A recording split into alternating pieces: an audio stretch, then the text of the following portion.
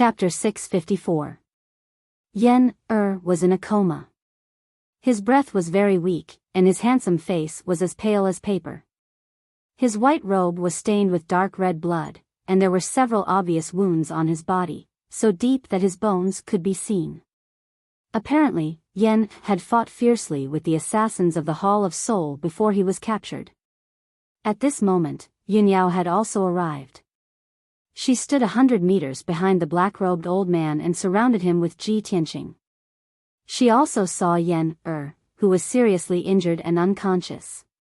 Her face turned cold as ice. In their minds, Yen life had been rough, and he had endured a lot of hardships, which made them feel sorry for him. At this moment, when they saw Yen was seriously injured, they were furious, and a strong murderous intent burst out from their bodies. Ji Tianqing stared at the black-robed old man coldly and asked in a deep voice, "Who are you? Why do you want to capture Yen The black-robed old man stared at Ji Tianqing and said in a deep and hoarse voice, "Kid, this is between me and him. It has nothing to do with you. If you don't want to die, get out of my way." Ji Tianqing thought that the black-robed old man had asked the assassins of the Hall of Soul to capture Yen to deal with him. But he didn't expect that the black-robed old man had a personal grudge against Yen At this moment, Yunyao pointed her sword at the black-robed old man and shouted angrily, "Nonsense! Yen is only 11 years old. He has never been in the martial world. How could he be your enemy?" Yen was only 11 years old, while the black-robed old man was old.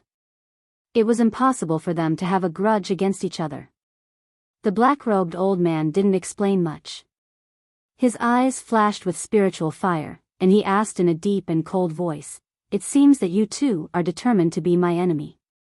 If so, I will fulfill your wish and send you both to heaven." Ji Tianqing's murderous intent burst out from his body. He sneered contemptuously, "You are just an old cripple in the 5th level of Sky Origin stage. How dare you be so arrogant? Hand over my junior, or I will make sure you die without a burial place." As he spoke, the true essence in his body accelerated, quickly accumulating strength, and his aura became extremely overbearing and tyrannical. The black-robed old man sneered, grabbed Yen and threw him into the distant night sky. The unconscious Yen cut through the night sky and fell toward the ruins 1,000 meters away. Shwa! Seeing this, Yunyao rushed over without hesitation, wanting to catch Yen before he fell to the ground. At this moment, a gloomy killing intent flashed through the black-robed old man's eyes. He suddenly drew a black curved blade and slashed 3 black blade lights at Yunyao. Die! The pitch-black scimitar gave off an ancient aura. It was obviously not an ordinary item. 3 pitch-black saber lights that were 30 meters long and contained a dense aura of death silently streaked across the night sky and were about to slash Yunyao. Yunyao sensed that something was wrong, but it was too late to dodge. The 3 pitch-black saber lights shrouded her figure and were about to kill her. At this critical moment, Ji Tianqing, who had been ready for a long time, rushed to Yunyao's side in a flash. He stood in front of Yunyao and used the golden rock wings fusion technique, using his golden wings to block the saber light descending from the sky. Bang! Bang! Bang! The huge saber lights slashed the golden wings, producing a deafening muffled sound. The violent shock wave sent Yunyao flying backward and she fell to the ground with Yen Ji Tianqing was unscathed. He roared with a murderous aura and rushed toward the black-robed old man. Golden slash. In anger, he used his killer move with all his strength. He released a giant golden sword that was 100 meters long and slashed toward the black-robed old man with a force that could split heaven and earth. As soon as the giant golden sword appeared, its dazzling brilliance illuminated the entire manor. The dark brown earth and ruins were also illuminated to the finest detail. The dazzling golden light also clearly reflected the horror in the black-robed old man's eyes. He obviously did not expect that Ji Tianqing, who looked only 18 or 19 years old, could perform such a terrifying sword technique. At this critical moment, the black-robed old man put away his black saber and flipped his palm. A simple and modeled bronze cauldron appeared out of thin air. Cauldron stabilizes heaven and earth. The black-robed old man activated his majestic vital essence and poured it into the cauldron. Suddenly, the bronze cauldron expanded to the size of a house and enveloped him. A vigorous and vast aura burst out from the cauldron, causing Ji Tianqing to feel an ancient and boundless aura. Clang! In the earth-shattering sound, the giant golden sword slashed the bronze cauldron.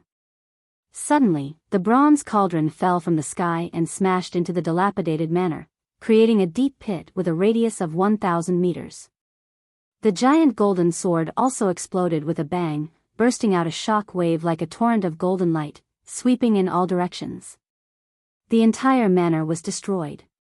The broken walls and brick ruins were blasted into dust by the shock wave. Fortunately, Yun Yao had fled the manor with Yan, and hid in the ruins a few miles away, blocking the bombardment of the shock wave. In the deep pit, a huge crack appeared on the surface of the bronze cauldron. Raging red flames were constantly emerging from the crack. Ji Tianqing flew above the deep pit and looked down at the bronze cauldron. He was about to perform his unique skill again. Although this bronze cauldron was an ancient treasure, it was a top Tianyuan level treasure and could be called a magic tool. However, this bronze cauldron was too old and dilapidated, and its power was very weak. Ji Tianqing would be able to break the cauldron if he slashed a few more times. At this moment, the cauldron suddenly shrank thousands of times, and the black-robed old man's figure appeared again. He was safe and sound, but his eyes were a little ferocious and crazy. "You despicable little bastard, you actually destroyed this old man's treasure. I'm going to kill you and use your flesh and blood to feed the spiritual snake." The black-robed old man cursed in a vicious tone. He quickly put away the bronze cauldron and waved his hand to shoot out a red flame. Swoosh! The crimson flame flew into the night sky and immediately expanded countless times in size. Suddenly, a colorful spiritual snake of flame appeared. It flew rapidly in the night sky and rushed toward Ji Tianqing. The spiritual snake of flame was hundreds of meters long. It was like a divine dragon of flame. It was surrounded by monstrous flames and exuded a terrifying heat. The air in all directions was burned clean by the high temperature. The area within a radius of 1,000 meters became a vacuum. The broken walls and brick ruins on the ground were burned red and turned into dark red magma.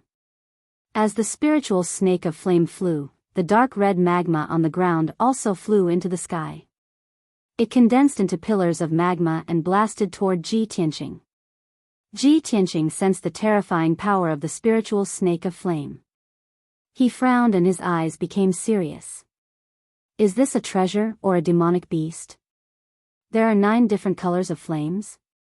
This huge dragon-like spiritual snake of flame was neither a magic weapon nor a demonic beast. It was a flame with intelligence. Chapter 655. The 9-flame spiritual snake pierced through the night sky at lightning speed and pounced on Ji Tianqing. Ji Tianqing made a prompt decision to use his ultimate skill. He released black water that blotted out the sky and blasted it toward the 9-flame spiritual snake. Black water rope. The majestic power of the black water condensed into a black water column that was 100 meters long. It was like a dark and cold divine dragon. Water could counter fire. The black water was the essence of the water element and was more powerful. Boom! In the deafening sound, the black water rope and the 9-flame spiritual snake collided and created a shockwave that swept across the sky. The sky was filled with black water and flames of various colors, splashing in all directions. Water and fire were incompatible. The two forces canceled each other out and quickly collapsed. In just 2 breaths, the black water rope collapsed and disappeared completely. The huge 9-flame spiritual snake had also shrunk a few times. It was only a dozen meters long. Even the 9-colored flames that were flickering all over its body had dimmed significantly. However, before Ji Tianqing could heave a sigh of relief, more than 10 dark red magma columns blasted toward him with violent power. Swoosh, swoosh, swoosh. Each pillar of magma was as large as a dragon, containing the power to destroy heaven and earth. Ji Tianqing was surrounded by lava pillars from all directions. There was nowhere for him to hide, and there was no way for him to escape. At this critical moment, he folded his golden wings without hesitation. Golden rock wings fusion. A pair of large golden wings wrapped around him, protecting his body tightly. Boom, boom, boom. A total of 16 magma columns blasted the golden wings and instantly drowned Ji Tianqing's figure. At that moment, flames rose in the sky and magma splashed. It was as if a bright red sun had lit up the sky and lit up the surrounding 10 miles. The black-robed elder widened his eyes and stared at the flames and magma in the sky. His eyes were filled with anticipation. In his opinion, Ji Tianqing would definitely be injured on the spot after being blasted by the magma columns. However, the black-robed elder immediately saw Ji Tianqing's figure when the magma rain fell from the sky. Ji Tianqing was standing in the sky, unscathed. He was looking at him coldly, and his entire body was surging with a strong murderous intent. Metal slash. Ji Tianqing roared angrily and released a 100-meter-long golden sword light that slashed toward the black-robed old man. The giant golden sword tore through the night sky at lightning speed, containing an extremely domineering and fierce aura. The black-robed old man had seen the power of this sword technique. Even the bronze pill cauldron had a huge crack. When he saw the giant golden sword coming at him, his expression immediately changed, revealing a look of intense fear. At the critical moment, he formed a mysterious seal with both of his hands. He activated his majestic power and shot out a crimson flame into the 9-flame spiritual snake. Instantly, the 9-flame spiritual snake's body expanded once again, returning to 100 meters long. Spiritual snake protection. As the black-robed old man shouted in a low voice, the giant 9-flame spiritual snake wrapped around him and flew rapidly. The 9-flame spiritual snake's huge body wrapped around him a few times, protecting him very well. The next moment, the giant golden sword slashed the 9-flame spiritual snake's body violently, creating a loud and dull sound. Boom! The giant golden sword collapsed on the spot, bursting into golden light fragments that blotted out the sky and covered the earth. The 9-flame spiritual snake and the black-robed old man were both sent flying backward. They drew an arc in the night sky and fell toward the ruins below. Moreover, the 9-flame spiritual snake was severely injured. Its body shrunk again, and it let out a sorrowful cry. Seeing this, Ji Tianqing immediately frowned and a tinge of surprise flashed in his eyes. This 9-flame spiritual snake is a bit strange. It can block my killing moves time and time again. Ji Tianqing could tell that although the 9-flame spiritual snake was not a celestial artifact, its power and effects were better than a celestial artifact. It must be the black-robed old man's trump card. An idea popped up in his mind. He wanted to capture the 9-flame spiritual snake and study it carefully. It seemed that the 9-flame spiritual snake and the black-robed old man were about to fall into the ruins below. Just as they were about to hit the ground, the 9-flame spiritual snake stopped falling. It stretched out its huge body and caught the black-robed old man. Swoosh! With a flash of fire, the 9-flame spiritual snake flew back into the sky with the black-robed old man on its back. However, the black-robed old man had already seen Ji Tianqing's strength and means. He no longer had any intention to fight. He did not want to be entangled with Ji Tianqing. He stepped on the 9-flame spiritual snake and ran away as fast as a shooting star. You still want to run away? In your dreams. Ji Tianqing shouted with a murderous intent and chased after the old man without hesitation. Swoosh! He turned into a golden shooting star and pierced through the night sky like a sharp sword, making a sharp air-rending sound. In just 20 breaths' time, Ji Tianqing caught up with the 9-flame spiritual snake. He only hesitated for a moment before he activated the sword embryo in his abdomen. It turned into a huge golden sword and charged toward the black-robed old man. Sword of Judgment. The huge golden sword was 30 meters long and had a pair of wings formed by golden light. It contained an unstoppable aura that could pierce through everything. When the black-robed old man saw the Sword of Judgment coming toward him, his face changed drastically. His eyes were filled with horror. He could clearly feel that the power of the Sword of Judgment was more than twice the power of the golden slash. If he used the 9-flame spiritual snake to block it, the spiritual snake would most likely be smashed into pieces. At this critical moment, the black-robed old man took out the green bronze crucible without hesitation. "Go, Universal Crucible!" He shouted and injected his true core power into the green bronze crucible. The green bronze crucible expanded by 1,000 times. Then, he controlled the green bronze crucible and smashed it toward Ji Tianqing. In the next moment, the Sword of Judgment and the green bronze crucible collided in the sky and there was a deafening explosion. Dang! How powerful was the Sword of Judgment?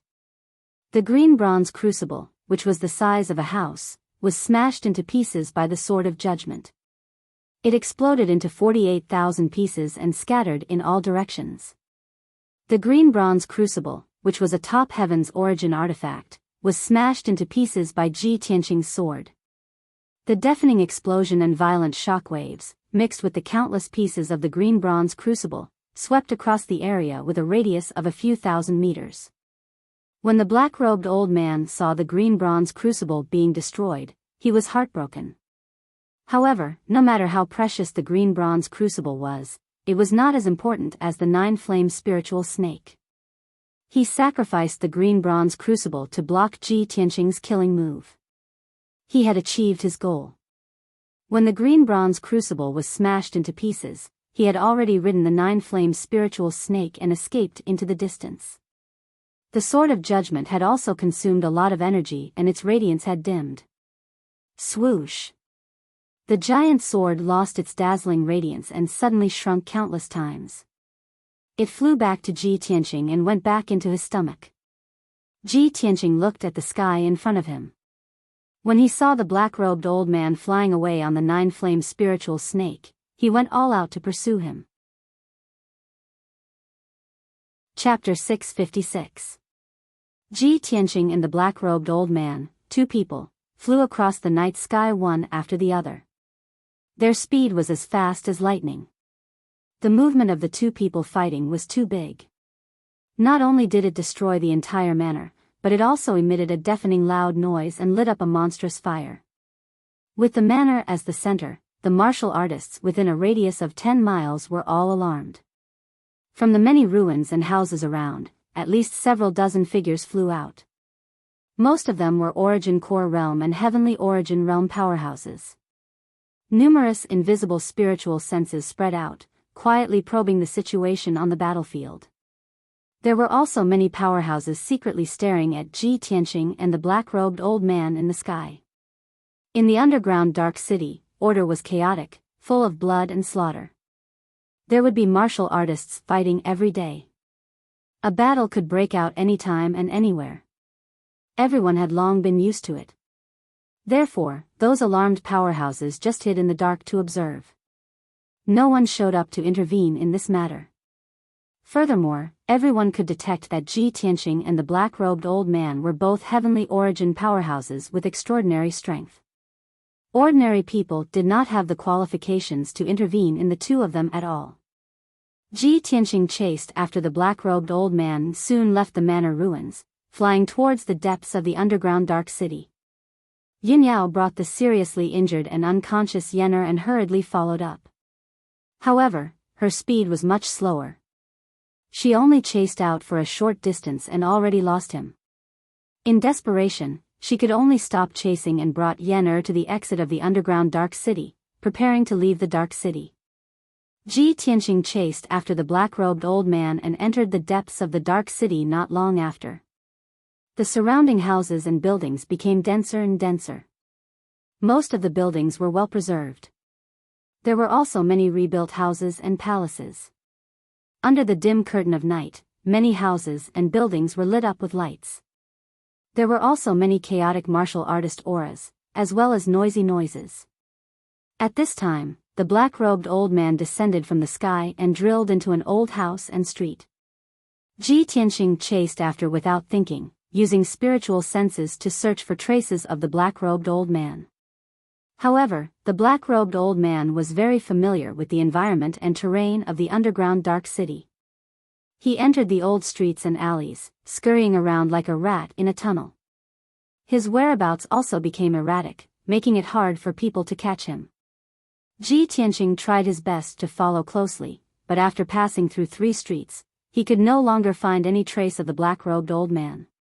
He released his invisible spiritual sense to cover an area with a radius of 500 meters. He carefully searched for the black-robed old man's aura, not even letting go of the corners and the underground. However, after searching half the street, he couldn't find any clues and completely lost them. This result made his face gloomy, and he murmured angrily, "Damn old thing, relying on his familiarity with the underground city, he actually got rid of me." No way, after all, he entered the underground dark city for the first time, and his eyes were completely black. The black-robed old man had obviously lived in the dark city for many years and knew every street and corner like the back of his hand. Ji Tianxing stood outside a palace at the end of the street. His brows were tightly furrowed as killing intent flashed in his eyes. "The next time I meet him, I absolutely won't let him escape," he muttered with a heart full of resentment, and was about to turn around and leave. But right at this moment, 4 figures abruptly rushed out from the black palace behind him, arriving at his side swiftly like lightning. Swish! Swish! Swish! Swish! 4 human martial artists wearing black armor drew their swords and sabers one after another, surrounding him. Ji Tianxing frowned, and his gaze coldly glanced at the 4 martial artists. He saw that these 4 human martial artists all had strength around the 8th level of the Origin Core stage. They wore standard armor and seemed to be the guards of the palace. One of the martial artists with a tall and sturdy figure stared at him with a ghastly gaze and shouted in a deep voice, "Who are you, to actually dare use your spiritual sense to spy on our dark shadow palace?" Hearing this person's words, Ji Tianxing's brows instantly raised, and a strange light flashed in his eyes. Dark Shadow Palace? This is the Dark Shadow Palace? Earlier, he chased the black-robed old man here and completely lost his aura and clues.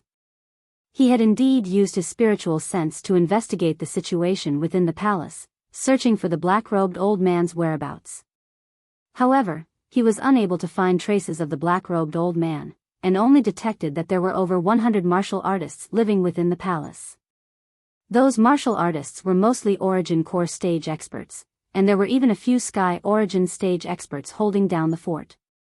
Ji Tianxing didn't know where this palace was, and was just about to turn around and leave. Unexpectedly, the 4 guards rushed out and surrounded him, allowing him to know that this palace was the Dark Shadow Palace. Ji Tianxing was rather surprised, and his face revealed a playful sneer. No wonder that old cripple's aura vanished when he fled here.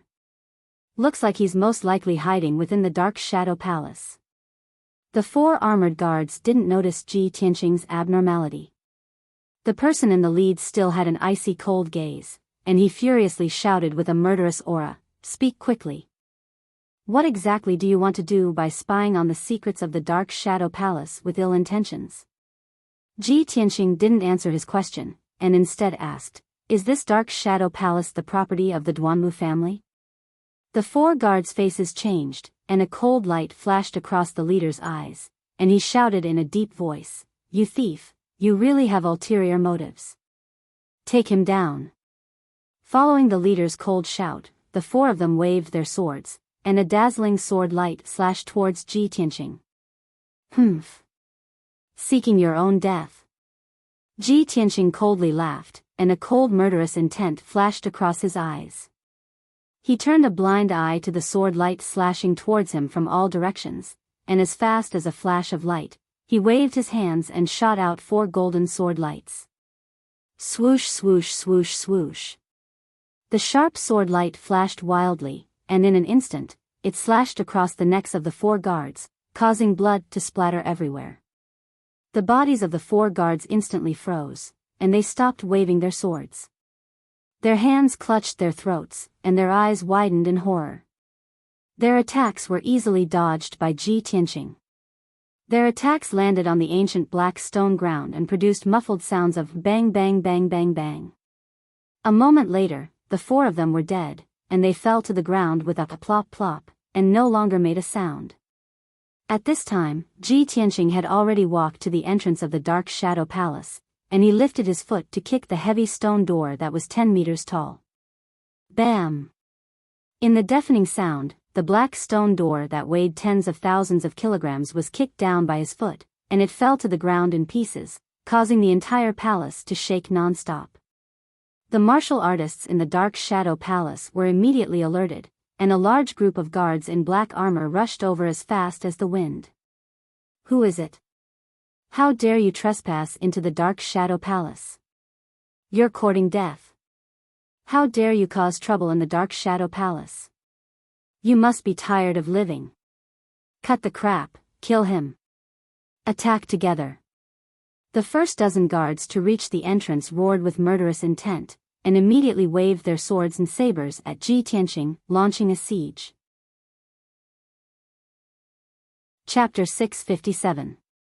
Before entering the underground Dark City, Yunyao told Ji Tianqing before that the Dark Shadow Palace was the Duanmu family's property.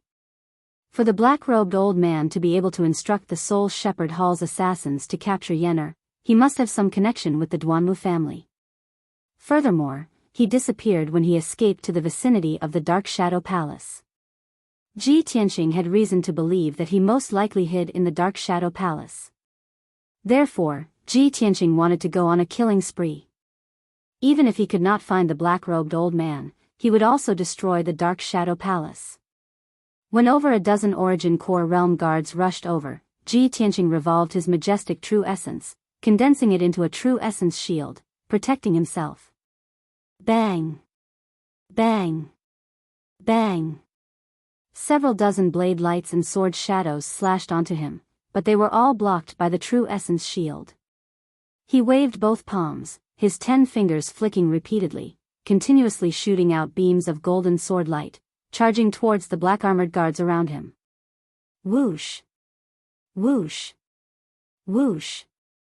Countless sword lights shot out in unison, emitting a sharp ear-piercing sound of tearing through the air, bringing along puffs of dark red blood flowers. One black-armored guard after another had their throats or hearts pierced by the golden sword light, falling to the ground on the spot, unable to get up. No one could stop Ji Tianqing's charge, let alone block the golden sword light that he released. After a short few breaths, over a dozen guards around him were all killed on the spot. Over a dozen corpses were lying on the ground in disarray, causing the hall to be filled with a thick stench of blood. But Ji Tianqing was completely unscathed. His entire body was not even stained with blood. He strode across the vast hall and walked towards the depths of the Dark Shadow Palace. Black-armored guards constantly rushed out from all around. There were even quite a few guard captains and deacons who also rushed over to surround and kill him. But no one could stop his footsteps. Origin Core Realm experts, no matter how many came, they would all die without a doubt. When Ji Tianqing passed through the hall on the first floor and charged to the second floor of the Dark Shadow Palace, over 30 corpses had already fallen behind him. The hall and the surrounding walls were also slashed with many holes by the blade lights and sword lights, splitting open a series of enormous cracks. Finally, when Ji Tianqing reached the hall on the second floor, he was stopped by several experts. In the brightly lit hall, there were 4 Sky Origin stage cultivators. The leader was an old man in a purple robe. He was the manager of the Dark Shadow Palace. He was at the 5th level of the Sky Origin stage. There were 3 middle-aged men standing behind him. They were wearing long robes with embroidered patterns. They were the leaders of the Dark Shadow Palace. They were all at the 3rd level of the Sky Origin stage. Besides that, there were over 10 Yuan Dan stage guards and deacons in the surroundings of the hall, all of them on alert as they stared at Ji Tianqing with eyes filled with killing intent. Ji Tianqing stepped into the hall and stopped 100 steps away from the purple-robed elder. His gaze swept across the 4 Heaven Yuan experts and the dozen or so Yuan Dan experts around him. Then, he secretly released his spiritual consciousness to explore every corner of the dark shadow palace, searching for traces of the black-robed elder. The purple-robed elder's face was extremely gloomy. His eyes were filled with cold killing intent. Seeing Ji Tianqing's fearless attitude, the fury in his heart burned even more. He shouted angrily in a deep voice, "Kid, who are you? Don't you know where the Dark Shadow Palace is? How dare you barge into the Dark Shadow Palace and start a massacre? How dare you? No matter how powerful you are, no matter who your backer is, you will die today." Ji Tianqing looked at the purple-robed elder emotionlessly and said indifferently, "Of course I know where this place is. Otherwise, why would I barge in? I'll give you a chance to live. Hand over the old cripple who just hid in here and I'll spare your lives." Hearing this, the purple-robed elder was so angry that he laughed, "Ha ha ha ha. Did I hear it wrong? Little bastard, you barged into the Dark Shadow Palace alone and you're about to be killed. How dare you be so arrogant? Even if you kneel down and beg for mercy, I won't let you go. Today, I'll chop you into pieces and feed you to the dogs." With that, the purple-robed elder waved his hand and gave the order. "Kill him." The dozens of Yuan Dan experts around the hall all charged towards Ji Tianqing with murderous intent. Everyone waved their swords and sabers, slashing out an overwhelming amount of sword and saber light, enveloping Ji Tianqing's figure. In a split second, the wide hall with a radius of 100 meters was filled with fierce and domineering saber energy and sword intent, causing a violent hurricane to blow. Ji Tianqing was in the center of the hurricane. His entire body lit up with a dazzling light, condensing into an oval-shaped shield. Saber lights and sword shadows that blotted out the sky and covered the earth slashed at his true essence shield, but they were unable to harm him at all. The saber light and sword light were all shattered into pieces and scattered in all directions, hitting the walls and the ground, blasting out numerous holes and cracks. Ji Tianqing's palm flashed, and the black dragon sword appeared out of thin air. Dragon soars from the 9 heavens. He brazenly drew his sword and slashed out a 30-meter-long Frost Divine Dragon. Roar! The Frost Divine Dragon let out an earth-shattering roar and instantly broke through the blockade of saber light and sword light, blasting a few Yuan Dan experts into pieces. The Frost Divine Dragon did not blast towards the walls of the hall. Instead, it circled around Ji Tianqing and charged around the hall. Bam! Bam! Bam! Wherever the Frost Divine Dragon passed, all the saber light and sword light were shattered, and the dozens of Yuan Dan experts were sent flying. Everyone was sent flying, crashing heavily into the walls of the hall, making a series of dull thuds. When they landed on the ground, all of them were bleeding from all 7 orifices, their bodies twisted and fell to the ground. 12 experts were killed on the spot, turning into bloody corpses and no longer making a sound. The few lucky survivors were still breathing, but they were also severely injured. Their bodies twitched as they screamed in pain. In the blink of an eye, the hall became a scene of devastation, a complete mess. The ground and walls were filled with cracks, and huge rocks kept falling from the roof, smashing into the hall.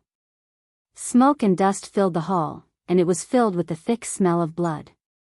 The only people who were still standing were Ji Tianqing, the purple-robed elder, and the 3 leaders.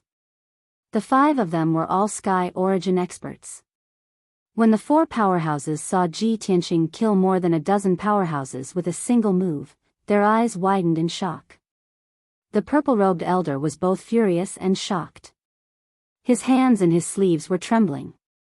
All these years, he had been in charge of the Dark Shadow Palace. With the Duanmu family as his backing, no one dared to provoke him, and no one dared to cause trouble in the Dark Shadow Palace. He had been a tyrant for many years, enjoying all the glory and wealth. It had been many years since he had personally fought a battle. He did not expect to meet such a ruthless person like Ji Tianqing today. Not only did Ji Tianqing start a massacre in the Dark Shadow Palace, he was also so powerful. The purple-robed elder took a deep breath and calmed down, temporarily suppressing his anger. He frowned and said in a low voice, "Kid, who are you? How dare you go against the Duanmu family? Chapter 658. Obviously, the purple-robed elder was afraid of Ji Tianqing's terrifying strength and had no choice but to calm down. He knew that he could not stop Ji Tianqing. If they fought, the Dark Shadow Palace would be implicated. Therefore, he hurriedly used the Duanmu family as his backing, hoping to intimidate Ji Tianqing and temporarily stabilize him. As long as he could stall for time, the surviving guards and attendants of the Dark Shadow Palace would send the news to Central State City and report it to the Duanmu family. In at most 4 to 6 hours, Central State City would send experts as reinforcements. At that time, Ji Tianqing would not be able to escape even if he had wings and would definitely die. However, the purple-robed elder's plan was completely useless against Ji Tianqing. Ji Tianqing was not afraid of the Duanmu family's power at all. He sneered, "Leave a way out? What a joke." When the Dark Shadow Palace killed people, did they think of this sentence? Also, didn't you just say that no matter what, you would tear me into pieces and no one would be able to save me? Since that's the case, why are you still talking nonsense? Ji Tianqing of course could guess the purple-robed elder's thoughts. He also knew that he could not stay in the Dark Shadow Palace for long and had to end the battle quickly. If he dragged on for too long, at most 4 to 6 hours, the Duanmu family's experts would arrive as reinforcements. Therefore, he had to destroy the Dark Shadow Palace as fast as lightning. Die! Ji Tianqing coldly shouted and brazenly waved his sword, sending out 4 dazzling sword radiances, fiercely chopping towards the purple-robed elder and the 3 elders. The 4 of them did not expect him to be so arrogant, not caring about the Duanmu family's prestige and ruthlessly attacking. When the 10-meter-long golden sword slashed over, the 4 of them revealed looks of grief and indignation. They roared with killing intent as they launched a counterattack. "Brat, you're courting death. Reckless thing, I'll fight it out with you. Since you're so eager to die, I'll fulfill your wish. I'll cut you into 8 pieces and grind your bones to dust." The purple-robed elder and the 3 leaders brandished their swords and sabers in unison, displaying their unique saber and sword techniques. They slashed out overwhelming saber light and sword shadows to block Ji Tianqing's attacks. Numerous saber lights and sword lights collided with each other, causing muffled peng peng peng peng sounds to reverberate intensely in the hall. The violent force exploded, causing the entire Umbra Palace to tremble incessantly. The hall was immediately torn apart. The surrounding walls were shattered and collapsed with a loud bang. The roof also collapsed, turning into countless pieces of rubble and dust, falling down with a rumbling sound. In just a few breaths of time, more than half of the Shadow Palace had collapsed. Even with the protection of the formation, it was useless. Although the purple-robed elder and the 3 leaders managed to block the attack of the giant golden sword, they were still sent flying. Swish! Swish! The 4 of them passed through the smoke and dust and flew into the night sky outside the Shadow Palace. At the same time, Ji Tianqing also rushed out. He flew to the top of the Shadow Palace and performed an ultimate sword technique. Shatter the mountains and rivers. He shouted coldly. His figure flashed in the night sky like a flash of light, constantly waving his palms to release huge golden sword light. Swish! Swish! Swish! In the blink of an eye, the night sky within a radius of 1,000 meters was covered by thousands of giant golden swords. The golden light was blinding and chaotic. Thousands of sword light covered the entire Shadow Palace, like a huge sword formation. In the next moment, Ji Tianqing detonated all the giant golden swords at the same time. Thousands of sword light exploded at the same time, erupting with destructive power. Boom! In the deafening explosion, the area within a radius of 1,000 meters was drowned in golden flames, like a huge golden sun. The night sky of this region, the towering Shadow Palace, and the surrounding houses and buildings were instantly shattered into pieces, turning into dust that filled the sky. There were still dozens of cultivators in the Dark Shadow Palace who did not manage to escape. There were also countless spirit stones, pills, and rare treasures that had been destroyed by this explosion, turning into ashes. Even the purple-robed elder and the 3 leaders who were further away were severely injured by the violent shockwave and vomited blood. They hurriedly retreated 1,000 meters away. The terrifying explosive power could really shatter mountains and rivers and destroy everything. After a while, when the dazzling golden light dissipated and the explosion in the night sky stopped, the world finally calmed down. The towering shadow palace disappeared, leaving behind a huge crater with a radius of a few hundred meters. Around the crater, there were many gullies and piles of gravel. The purple-robed elder and the 3 leaders flew back into the night sky. When they saw this shocking scene, they were stunned, crying as if they had lost their parents. It's over.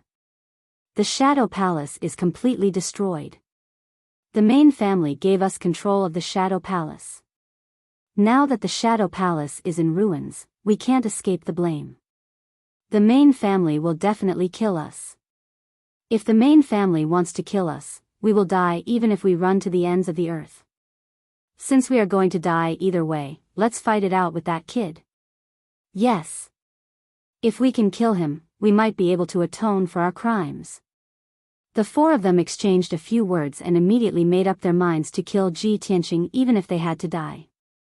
However, just as they held their weapons and looked around for Ji Tianqing appeared behind them like a ghost in the night sky. Burning sky palm. Ji Tianqing roared in his heart. He raised his magma-like left arm and fiercely slapped out a gigantic flaming palm that blotted out the sky. When the huge flaming palm appeared, it was like a scorching sun in the sky, illuminating the night sky within a radius of 10 miles. The terrifyingly high temperature caused the air to burn. The purple-robed old man and the 3 leaders were immediately alerted. Their faces were filled with horror as they fled. Unfortunately, it was too late for them to escape when they sensed that something was wrong. Boom! The huge flaming palm hit them in an instant, enveloping them and blasting them into the deep pit and ruins below. Amidst the earth-shattering noise, the deep pit on the ground doubled in size and was more than 1,000 meters wide. Dust flew everywhere and covered the sky.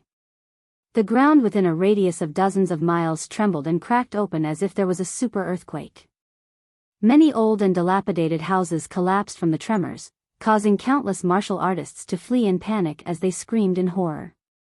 Countless martial artists were alarmed as they looked at the huge fire in the night sky in horror. No one knew what was going on and could only speculate in their hearts. After a long while, the flames that covered the sky and earth gradually dissipated. The purple-robed elder and the 3 leaders were all killed by the burning sky palm. The area where the Umbra Palace was located had been completely turned into scorched ruins, leaving only an abyss-like crater. The dust was still floating in the night sky, and the ground was still burning with dark red magma flowing. Ji Tianqing had already left quietly, his figure disappearing into the night sky. The outcome was just as he expected. The black-robed elder had already escaped without a trace. Chapter 659. Ji Tianqing was very clear that not long after he left, the Duanmu family would be alarmed. At that time, the news of the destruction of the Shadow Palace would also spread, causing a lot of shock in the underground city. The Duanmu family would definitely be furious and investigate this matter. The underground city and central state city would definitely be in turmoil for a while. However, these had nothing to do with him. He flew across the dark sky like a stream of light, and it didn't take long for him to leave the underground city. 2 hours later, Ji Tianqing returned to the central state city on the surface and rushed to the branch of the hidden cloud pavilion. He had discussed it with Yunyao before. As long as he found Yunyao would be responsible for taking out of the dark city as soon as possible. The 2 of them agreed to meet at the branch of the hidden cloud pavilion after the matter was over.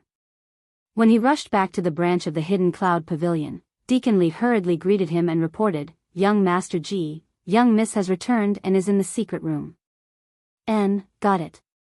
Ji Tianqing nodded and hurried to the secret room. When he entered the secret room, he saw Yunyao helping Yen heal. Yen was lying on a spiritual jade bed in the corner of the secret room. His eyes were closed, his face was pale, and his breath was very weak. Yin Yao stood by the bed and waved her palms to release true essence into the jade bed. The green spiritual jade bed lit up with a dense green light, bursting with a strong vitality aura, constantly pouring into Yen Er's body. Ji Tianqing walked to the side of the spiritual jade bed and checked on Yen Er's situation.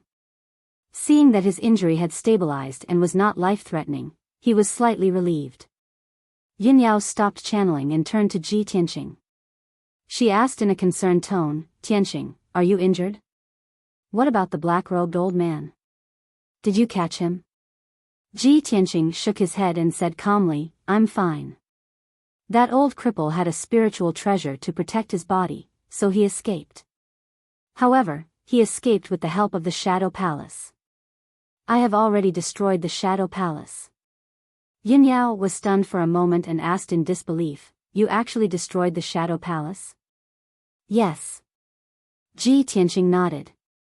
A cold light flickered in his eyes as he said in a deep voice, "Just treat it as collecting some interest first and creating some trouble for the Duanmu clan." Yin Yao nodded and stopped talking about this matter. Yen Er's injuries are very serious. Let's help him heal first. Ji Tianqing pondered for a moment before saying, "The imperial residence is more suitable for healing. Let's take him back." "That's good too." Yin Yao naturally nodded in agreement. After that, the two of them left the Hidden Cloud Pavilion branch with Yen Er and quietly returned to the Monarch Mansion. When they returned to Tianqing Palace, Ji Ku and Qian Yu were already waiting anxiously. Ji Ku and Qian Yu heaved a sigh of relief when they saw that they had returned safely and rescued Yen Er. Ji Tianqing arranged for Yen Er to stay in the secret room and joined hands with Yun Yao to treat his injuries. Tianqing Palace was full of spiritual energy and there were a lot of elixirs and miraculous medicines. It was very suitable for healing injuries. The two of them spent half a day and helped Yen Er recover more than half of his injuries. Although Yen Er's strength was still weak, it was no longer a big problem. After resting in Tianqing Palace for 10 days to half a month, he would gradually recover. That night, Yen Er finally woke up. Ji Tianqing, Yin Yao, Ji Ku, and the others heard the news and quickly entered the secret room to visit. Yen Er was lying on the ice jade bed. His small face was slightly pale and his eyes were a little dim. He was in a bad state. When he saw everyone enter the secret room, he smiled and sat up to greet everyone. "Senior brother Tianqing, eldest senior sister, thank you for saving me. And junior sister Ji Ku and Qian Yu. It's all my fault. I made everyone worry again." Yin Yao and Ji Ku quickly comforted him, telling him not to think too much and to rest well. Ji Tianqing frowned and pondered for a moment. He asked Yen Er, "The people who captured you this time are the Duanmu family's soul herding hall assassins. The mastermind behind this is a black-robed old man with a broken arm and leg. He seems a little strange and claimed to have a grudge with you. Yen Er, why don't you tell us what happened before?" Yen nodded and told the cause of the matter in detail. "That morning, I entered Zhongzhou City and prepared to go to the Hidden Cloud Pavilion branch to contact the news. Who knew that when I passed by the Wu Feng Zhuang, there were 4 assassins dressed in black who attacked me without saying anything." Yen Er's story was the same as the result of the Hidden Cloud Pavilion's investigation. After listening to his words, Ji Tianqing nodded and said with a solemn face, "So, the Duanmu family captured you to deal with me." Before he could finish, Yen Er shook his head and said, "Senior brother Tianqing, it's not like that. The mastermind is the black-robed old man with a broken arm and leg. He didn't want to deal with you. His target is me." Ji Tianqing, Yin Yao, and Ji Ku all showed a puzzled expression. "Why do you say that? Junior brother Yen Er, why do you have a grudge with the black-robed old man?" "Yes, junior brother Yen Er, you haven't traveled in Zhongzhou before. Who would you have a grudge with?"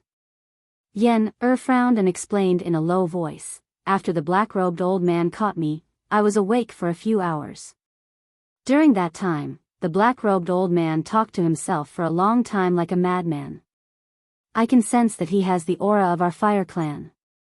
The little flame snake in his palm is most likely the spiritual vein of our fire clan, the 9-flame spiritual snake. Hearing this, Ji Tianqing, Yin Yao, and Ji Ku all showed a surprised look. That old cripple is from your fire clan? Since he is from the fire clan and you are the crown prince of the fire clan, why does he want to deal with you? Yen nodded and said in a solemn tone, that old man is indeed from our fire clan. However, he should be an abandoned person who was expelled from the fire clan. He is missing a left arm and a right leg. It seems to be caused by injuries, but in fact, he was tortured by our fire clan. I once heard from my father that our fire clan has a kind of torture called cutting the flesh to return the blood. It is used to punish those who betrayed the fire clan and committed the most heinous crimes. This kind of torture is to cut off the left arm and right leg of the prisoner and let out half of the blood to apologize to the ancestors of the fire clan and repay the kindness of the fire clan. After the prisoners are tortured, they will often die and use their lives to atone for their sins. And those who are lucky enough to survive will be expelled from the fire clan and will never be able to step into the fire clan again. However, this kind of torture has not been seen for many years. After all, our fire clan is very united and loyal. After listening to Yen Er's story, Ji Tianqing, Yin Yao, and Ji Ku all felt incredulous and showed a complicated expression. The fire clan actually has this kind of torture? That black-robed old man's left arm and right leg were cut and half of his blood was let out, but he didn't die?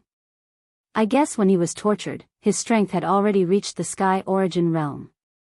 Only a Sky Origin realm powerhouse can survive this kind of situation. It seems that there is a deep grudge between the black-robed old man and the fire clan. Chapter 660. Everyone discussed for a while, but they couldn't come to a conclusion. Ji Tianqing thought for a moment, and said to Yen Er, if it's really like what you said, that black-robed old man is an abandoned person of the fire clan, then he must have a grudge with the fire clan. It's reasonable for him to send people to catch you and claim to have a grudge with you. However, these are all old stories. I'm afraid only your parents know about the twists and turns in it. Yen Er nodded in agreement and said, then I'll immediately write a letter to my father and mother and tell them about this matter. Maybe they know the identity of the black-robed old man. Ji Tianqing nodded slightly and said, it should be like this. No matter what grudge the black-robed old man has with the fire clan, he shouldn't vent his anger on you. You have to report this matter to the Fire Emperor and Fire Empress. They will definitely think of a way to deal with it. In addition, the Soul-Herding Hall's assassins have already targeted you. If they can catch you once, they can catch you a second time. During this time, you stay in the palace to recuperate, don't leave the monarch mansion, in case you encounter danger again. Yin Yao also nodded in agreement and said, yes, only the monarch mansion is safe. After saying that, she looked at Ji Tianqing again, and said in a dignified tone, Tianqing, this time we caused such a big commotion in the underground city, you even destroyed the Shadow Palace. The Duanmu clan must have already received the news. As long as they investigate carefully, it won't be difficult to find us. The Shadow Palace was destroyed, causing the Duanmu clan to suffer a lot of losses, and also a great loss of face. They will definitely retaliate against us. Following this, we should also make our preparations. We have to act carefully in Central Continent City. After Ji Tianqing heard this, he smiled slightly and shook his head gently. Yao, don't worry, what you said, I have already thought about it. Since I dared to brazenly destroy the Shadow Palace, I naturally have my plans and considerations. The Shadow Palace is the hidden property of the Duanmu clan. It can't be exposed, it can only be hidden in the underground city. They definitely don't dare to show it on the surface. Even if I destroy the Dark Shadow Palace, the Duanmu clan can only suffer in silence and won't dare to make a fuss. After all, no matter how powerful the Duanmu clan was, they wouldn't dare to openly go against the imperial court's orders. Moreover, the Duanmu clan was a big tree that attracted the wind. They also had many opponents and enemies. After this incident, their opponents and enemies would inevitably make use of this matter to make an issue out of it and take the opportunity to suppress and attack the Duanmu clan. This is not a small problem, and it will definitely give the Duanmu clan a headache. Yinyao thought for a moment and nodded. That's right. The Dark Shadow Palace was the property of the Duanmu clan. Everyone knew this, but the Duanmu clan would never admit it. Now that the Shadow Palace was in trouble, many families and forces that had grudges with the Duanmu family would definitely take this opportunity to strike. The Duanmu clan has to divert their attention to deal with those opponents, so they can't openly search for and hunt us down. That's right. Ji Tianqing nodded as a smile appeared on his face. He then continued in a playful tone, besides, since I've decided to take the initiative to attack the Duanmu family, I won't just sit and wait for death. I won't wait for the Duanmu family to come knocking on my door for revenge. Our previous plan has already taken effect, the Duanmu clan has already had internal strife. But this is not enough, and it can't hurt the foundation of the Duanmu clan. With Duanmu Huang's ability, he will definitely settle this matter quickly. So, I have to carry out the second step of the plan, which is to find ways to destroy the Duanmu clan's property. The Duanmu clan has fallen into chaos, and I have to add fuel to the fire to wreak havoc, gradually weakening their power. Hearing this, Yunyao, Ji Ku, and Yen all showed expectant expressions and looked at him with interest. Tianqing, what's the second step of your plan? Big brother Tianqing, how are you going to wreak havoc? At the mention of this question, Ji Tianqing's face showed a playful smile, and said in a low voice, I've been to Greenwood City before, and I've passed by the Mango Jungle twice. As everyone knows, the Mango Jungle is the Duanmu clan's territory, and there are endless medicinal herbs growing there. Also, there are several medicinal gardens that the Duanmu clan has meticulously built in the depths of the Mango Jungle. As long as we find a way to destroy those medicinal gardens, we can cause huge losses to the Duanmu clan, and greatly weaken their power. After all, the medicinal herbs cultivated in those medicinal gardens are all precious spiritual herbs. Spiritual herbs need to be carefully cultivated, and they will only mature after many years of growth. Only then can they be sold and refined into elixirs. Once the medicinal gardens are destroyed, most of the spiritual herbs will be in short supply, and they will need to be cultivated for many years before they can mature again. The Duanmu clan is an elixir family, and they rely on elixirs to establish themselves in the world. As long as their supply is in short supply, a series of properties will be affected and impacted. Even if the Duanmu clan still has medicinal herbs in storage, they won't be able to maintain it for long. Hearing Ji Tianqing's words, Yun Yao's and Ji Ku's eyes instantly flashed with a bright light as they revealed astonishment. Big brother Tianqing, you want to destroy the Duanmu clan's medicinal gardens? Tianqing, isn't this idea of yours a little too bold? Ji Tianqing raised his eyebrows, and said in a playful tone, Ao Yao, I understand your concern, but this plan of mine is indeed a little bold. The medicinal gardens in the Mango Jungle are the foundation and lifeline of the Duanmu clan. The defense must be very tight, and there might even be experts guarding them. Although the Duanmu clan has many enemies and rivals, no one dares to lay a hand on the medicinal gardens. Those forces are either not strong enough, or they don't dare to be so ruthless. After all, destroying the medicinal gardens is equivalent to taking the Duanmu clan's life, and that is an irreconcilable hatred. However, I killed Duanmu Yulong and Duanmu Feiyu. The Duanmu clan has a blood feud with me, and they definitely won't let me go. Since that's the case, I'm not afraid of anything. What's there that I don't dare to do? Yun Yao frowned and thought for a moment, then nodded and said, Tianqing, your idea is not bad. It's very bold, and once it succeeds, it will definitely deal a heavy blow to the Duanmu clan. Actually, my father had the same idea back then, but our Yun clan can't go to war with the Duanmu clan, so we can only think about it. Ji Tianqing nodded in agreement and said, that's right, the three ancient families must maintain peace and balance. This is the imperial court's method of balancing. Only then can we ensure the stability and peace of the human race. However, I'm different.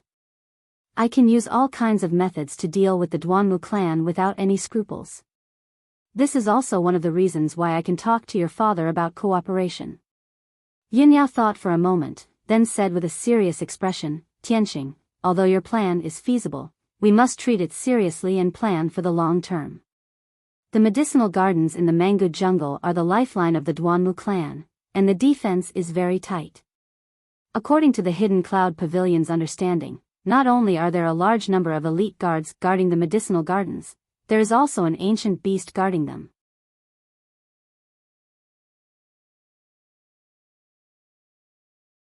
Chapter 661. Ancient Mutated Beast? Ji Tianxing furrowed his brows slightly and revealed an interested look.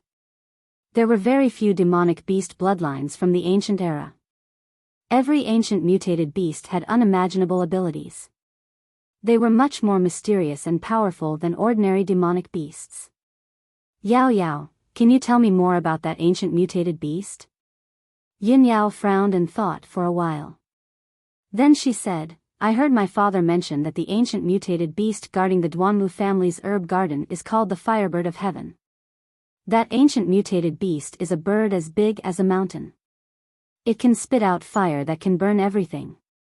According to the historical records, the Firebird of Heaven was a rare mutated beast in the ancient era. It can control the power of earth fire and heavenly fire. It is very destructive. A commander of the Hidden Cloud Pavilion once sneaked into the herb garden and observed the Firebird of Heaven at close range. The Firebird of Heaven has been reared by the Duanmu family for hundreds of years. Its strength has reached the half-step soul-tempering realm. That Firebird of Heaven is very close to becoming a demonic emperor mutated beast. It has the chance to become a divine beast in the future. Hearing this, Ji Tianxing immediately frowned, and his eyes became slightly solemn. A half-step soul-tempering realm ancient mutated beast? Has no one dared to destroy the Duanmu family's herb garden? He thought of the mighty miracle god he met in Giant Miracle City. Before he found his heart, he was already a half-step soul-tempering realm cultivator.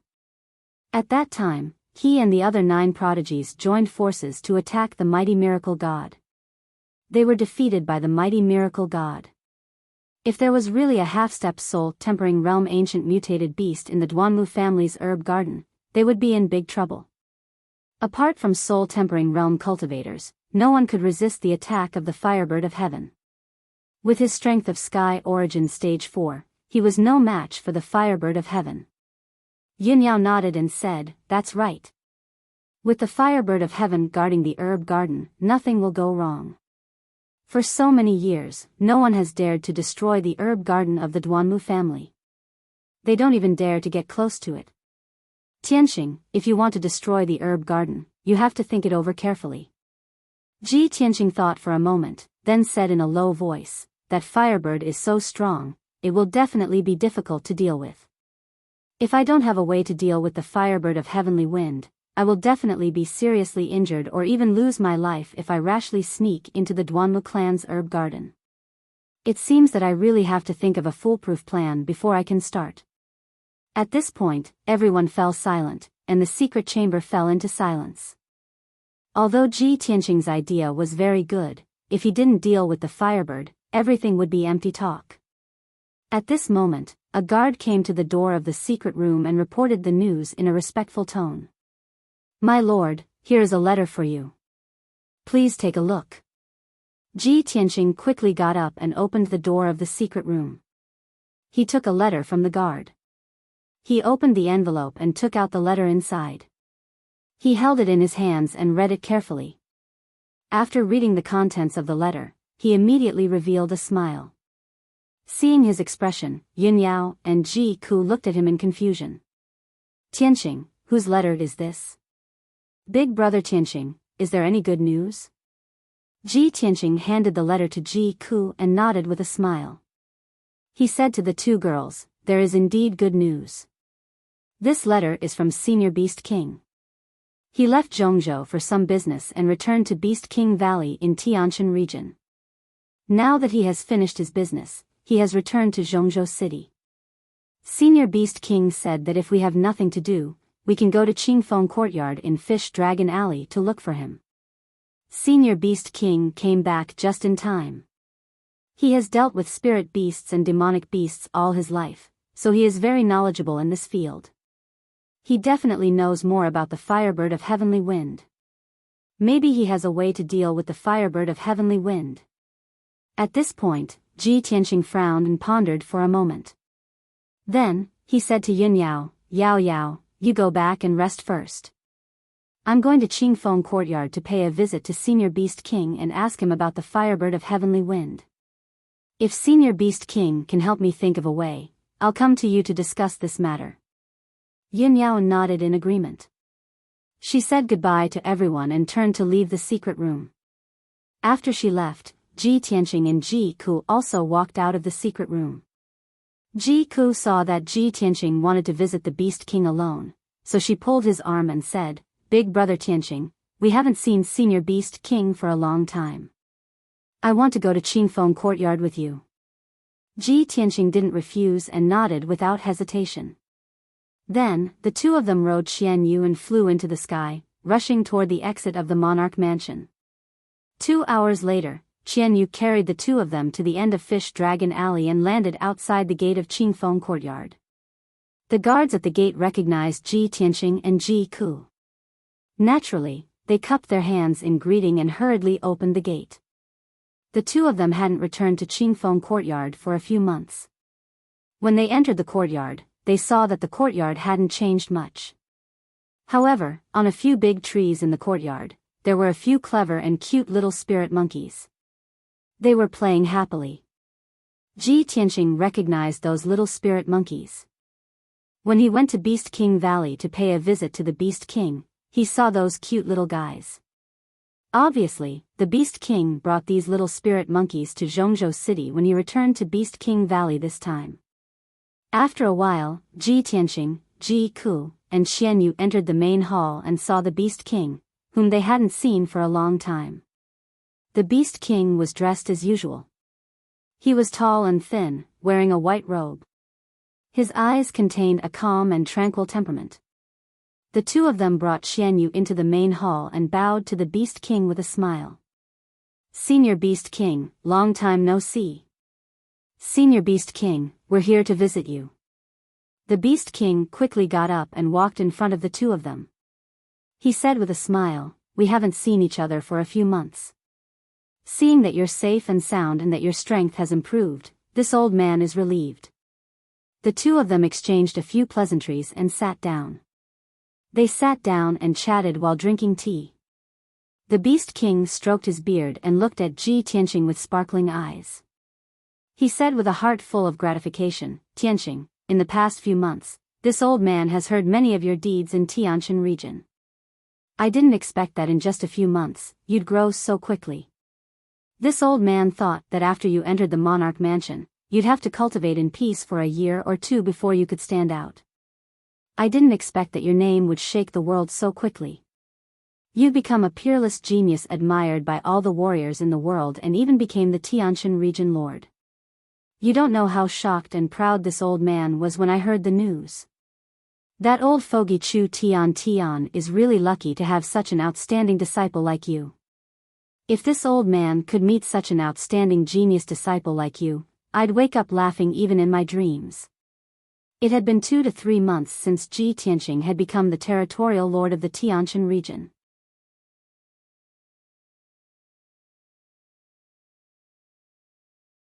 Chapter 662. The Beast King praised Ji Tianqing generously for the legend and miracle that he had created. However, after he calmed down, he frowned and revealed a worried expression. Tianqing, although you are now a world-renowned peerless genius and have also become the Tianshan region lord. However, you killed Duanmu Yulong, so the Duanmu family will not let you off. That Duanmu family is one of the 3 ancient families. Although you are the Tianshan region lord, you do not have your own power and background. I am really worried that if the Duanmu family uses despicable methods to take revenge on you, you will not be able to deal with it. Seeing the Beast King's worried expression, Ji Tianqing hurriedly nodded and said, Senior Beast King, you are right. The Duanmu family is already secretly dealing with me. However, no matter how powerful the Duanmu family is, I will not sit and wait for death. Coincidentally, I have encountered a troublesome matter, so I specially came here today to ask for your advice. The Beast King instantly raised his eyebrows and asked, "Oh? What is it?" "Nephew, please tell me directly. I will do my best to help." Ji Tianqing explained his plan and asked the Beast King about the heavenly wind fire bird. When the Beast King heard that he wanted to destroy the Duanmu family's herb garden, his face was filled with shock and disbelief. "Tianqing, you actually want to destroy the Duanmu family's herb garden? That is something that countless powers want to do but do not dare to do." Ji Tianqing nodded and said, "That's right. I want to do what others do not dare to do. Only by doing what others cannot do can I heavily injure the Duanmu family." "Senior Beast King, do you know about the heavenly wind fire bird that guards the herb garden? Is there any way to deal with it?" The Beast King frowned and said with a grave expression, "I naturally know about the heavenly wind fire bird, this ancient beast.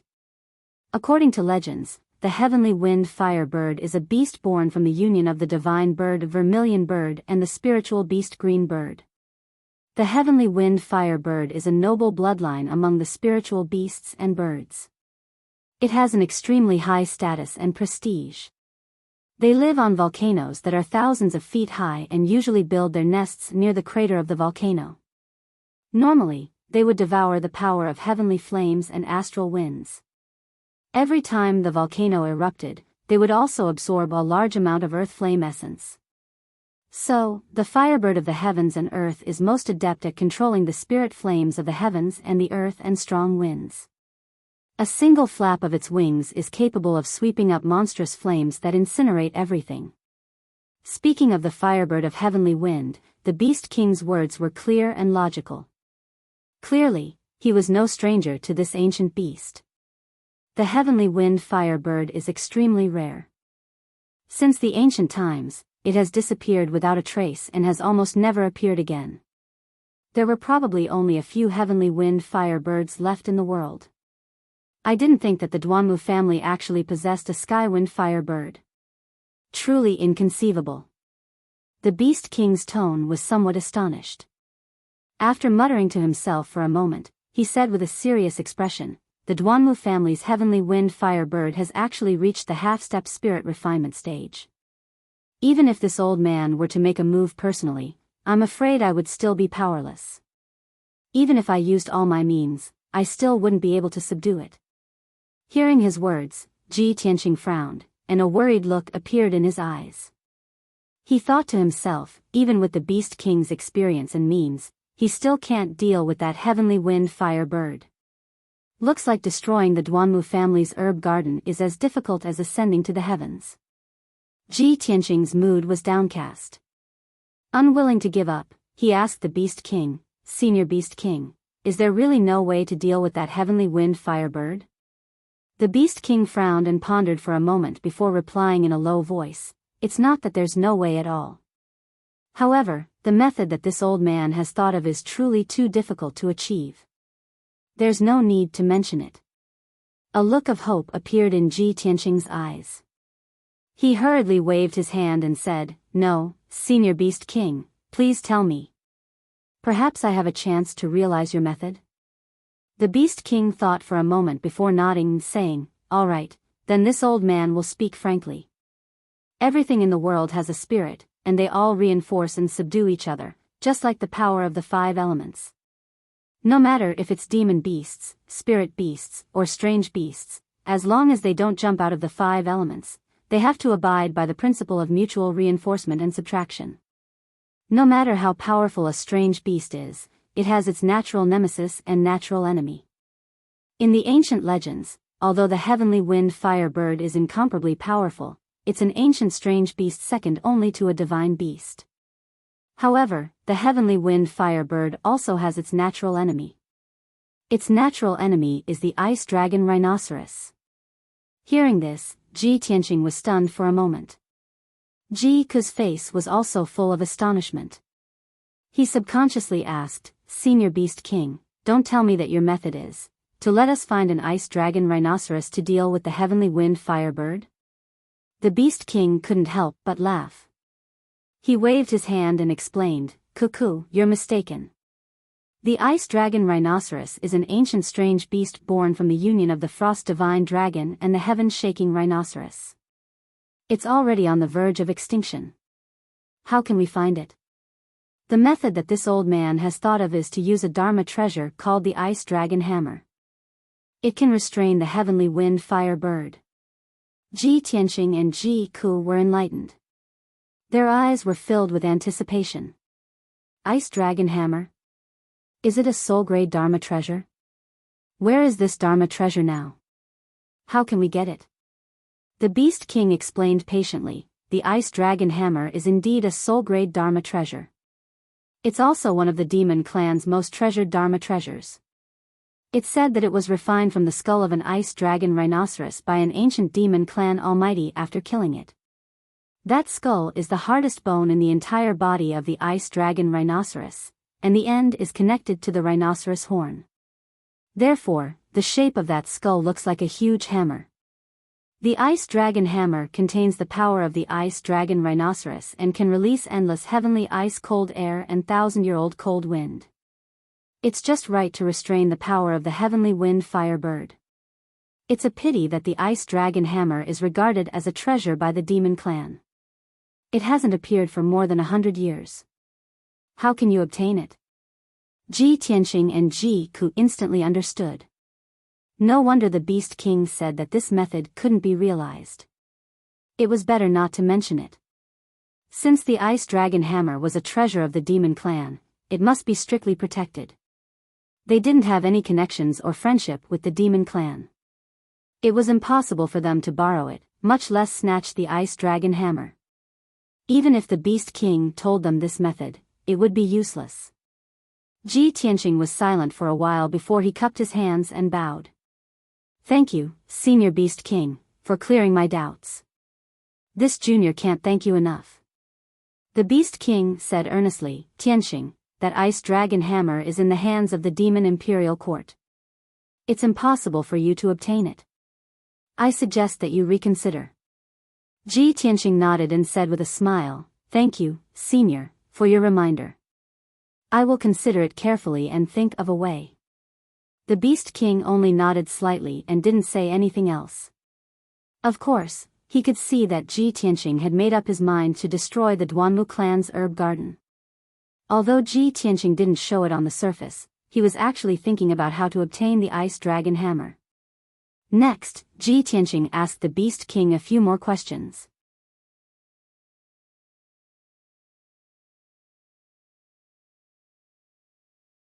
Chapter 663. Early in the morning, when the sun had just risen, Ji Tianqing and Ji Ku returned to the monarch mansion. After returning to Tianqing Palace, Ji Tianqing and Ji Ku returned to the secret chamber. Yen was recuperating when she sensed that they had entered the secret chamber. She quickly ended the recuperation and opened her eyes. She looked up at Ji Tianqing and Ji Ku. Seeing their heavy expressions, she asked with concern, "Senior brother Tianqing, have you asked Senior Beast King? What's the situation?" Ji Tianqing nodded and repeated the Beast King's words. After hearing this, Yen eyes flashed and she said subconsciously, "Ice dragon hammer? The demon clan's treasure? Senior brother Tianqing, isn't Prince Kunwu the demon clan's prince? If you want to use the ice dragon hammer to deal with the heavenly wind fiery bird, you can ask Kunwu for help." Ji Tianqing shook his head and said with a smile, "Yen, I've already thought of this method on the way back. However, Kunwu and we can only be considered acquaintances. We're not even good friends. The ice dragon hammer is stored in the demon clan's imperial court. It's the demon clan's treasure. How can Kunwu lend it to us? Moreover, even if Kunwu is willing to lend it to us, he may not be able to make the decision." Yen's face stiffened and she pouted. Alright, based on our relationship with him, there's no reason for him to help us." Everyone was silent and the secret chamber fell into silence. Ji Ku stood silently at the side. Seeing Ji Tianqing frowning and worried, she couldn't help but feel worried and anxious. In the past few months, Ji Tianqing had risen rapidly and become a world-renowned peerless genius. However, in the process, he had also encountered all kinds of troubles and dangers. Ji Ku's heart clenched as she watched him repeatedly encounter danger. Every time he encountered trouble, he had to rack his brains to think of a way to deal with it. Unfortunately, her strength was low and she could not help Ji Tianqing, so she could only be anxious. She felt more and more useless, like a burden. Other than bringing him trouble, she couldn't help him at all. The most helpless thing was that she could do nothing but feel heartache and blame herself. Now that she saw Ji Tianqing worrying about the ice dragon hammer, she secretly made up her mind that no matter what, she would help him solve this problem. At this time, Ji Tianqing saw that the atmosphere was a little gloomy, so he smiled and said, "Well, I will think of a way to solve this matter. You don't have to worry about it. Yen, you should focus on recuperating from your injuries. Ku, you should go back and rest too." Ji Ku nodded and said goodbye to Ji Tianqing and Yen, He then turned and walked out of the secret room. However, she didn't return to her residence to rest. Instead, she quietly left Tianqing Palace and rushed to Kunwu Palace alone.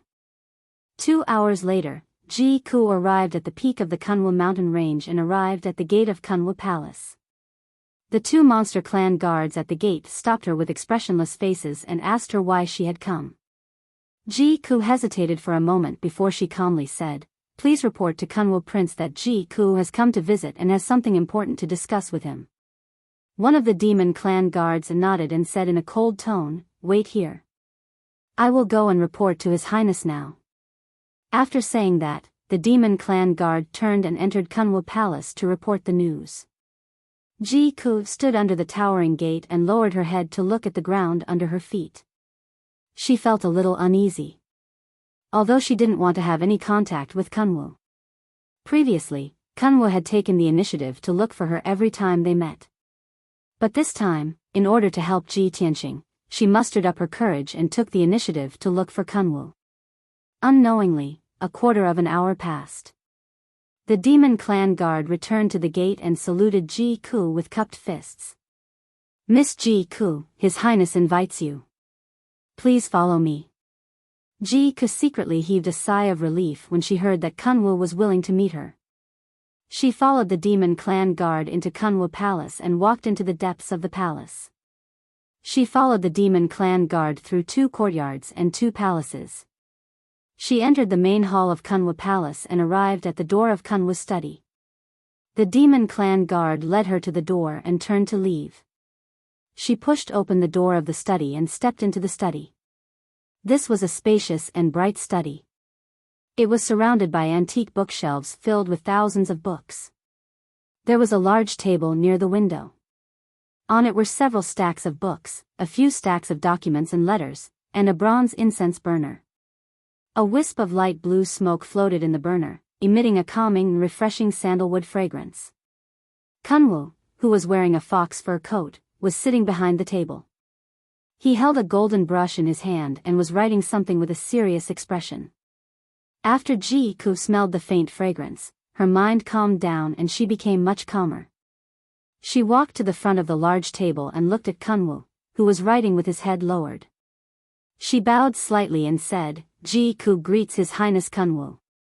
Kunwu returned to his senses and hurriedly put down the brush and paper. He raised his head and looked at her. A gentle smile appeared on his handsome and resolute face. He said gently, "Cuckoo, there's no need to be so courteous with me. Quickly sit down and talk." As he spoke, he nodded and indicated for Ji Ku to sit down. He also had the guard at the door of the study bring Ji Ku a cup of spiritual tea. After Ji Ku sat down, he smiled and asked, "Cuckoo, why did you take the initiative to look for me today? Is there something you need my help with?" Ji Ku nodded and stood up. She said seriously, "His Highness Kunwu, you promised me before that if I came to you with any difficulties, you would do your best to help me. I wonder if your Highness Kunwu's words from back then still count." Kunwu was stunned for a moment, but he nodded without hesitation. He said in a serious tone, "Cuckoo, I naturally keep my promise to you. Tell me, what do you need my help with this time? Seeing that Kunwu was so straightforward, Ji-ku no longer hesitated. She said with a serious expression, His Highness Kunwu, I heard that the demon race has a Dharma treasure called the Ice Dragon Hammer. I would like to ask His Highness Kunwu to lend me the Ice Dragon Hammer. Rest assured, Your Highness, I will only borrow it for a few days. After I'm done with it, I will definitely return it to you. Ji-ku only said that she wanted to borrow the Ice Dragon Hammer, but she didn't mention why she wanted to borrow it. She also didn't explain what she wanted to do with it. After Kunwu heard this, he only raised his eyebrows. He didn't ask her why she wanted to borrow the Ice Dragon Hammer. He looked at Ji-ku with a deep gaze and said in a serious tone, Kuku, as long as you ask for it, I will definitely do my best to help you. I will definitely help you with this. However, the Ice Dragon Hammer is my race's treasure. It is stored in the Imperial Court and can't be used easily. Moreover, I can't make the decision on this matter. I have to report it to His Majesty the Demon King.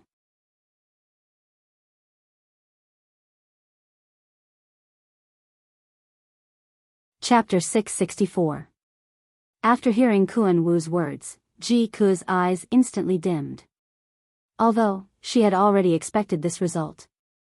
The Ice Dragon Hammer was the demon clan's most precious treasure. How could she borrow it just because she wanted to? However, before she came to Kunwu Palace, she still had a glimmer of hope in her heart.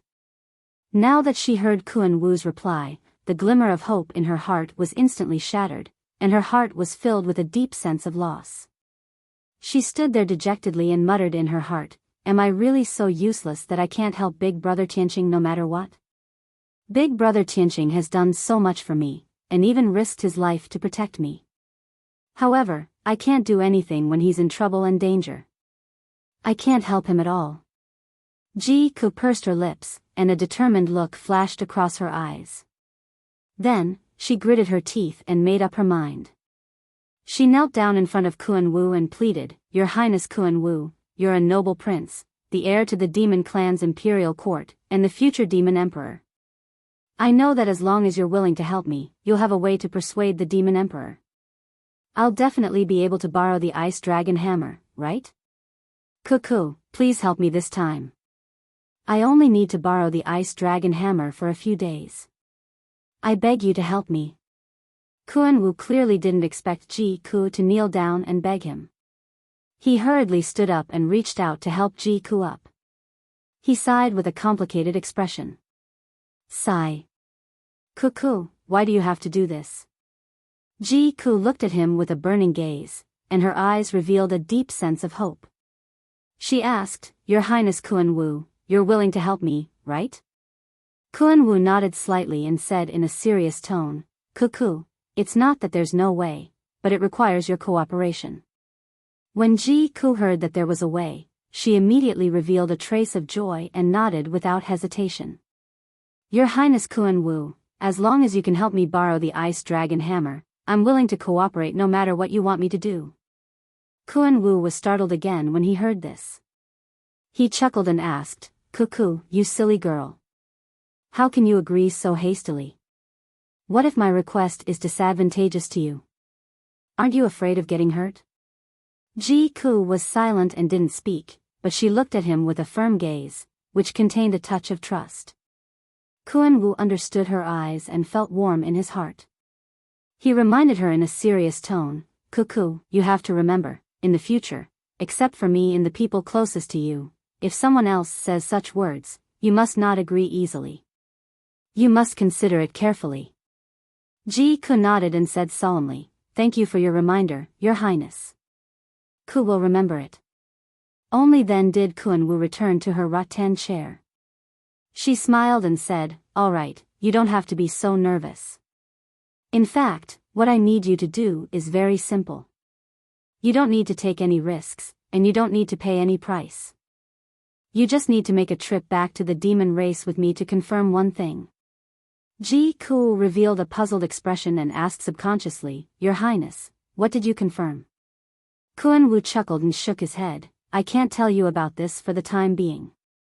After you return to the demon clan with me, you will naturally understand.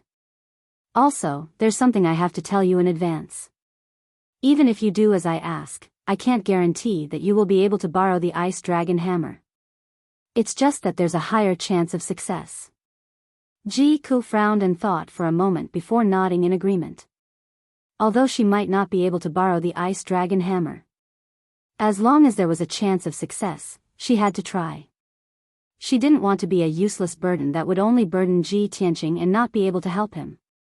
Your Highness Kuan Wu, I promise you. When do you plan to bring me back to the demon race?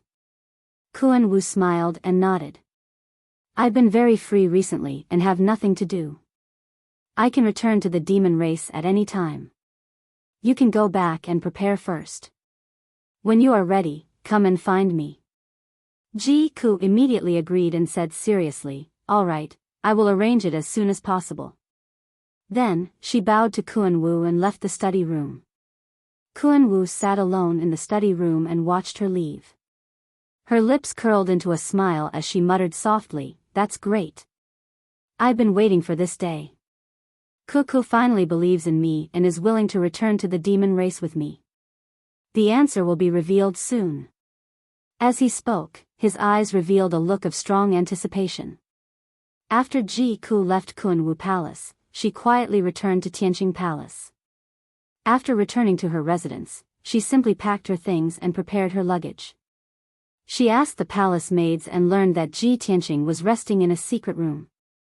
Then, she waited patiently for an entire day. The next morning, she rushed to Ji Tianqing's residence. Ji Tianqing had just finished his meditation when he saw her enter the room. She seemed to have something on her mind. Thus, he asked in a concerned tone, Cuckoo, why did you come to find me so early in the morning? Is there something wrong? Ji-ku nodded and said, Big brother Tianqing, I'm here today to bid you farewell.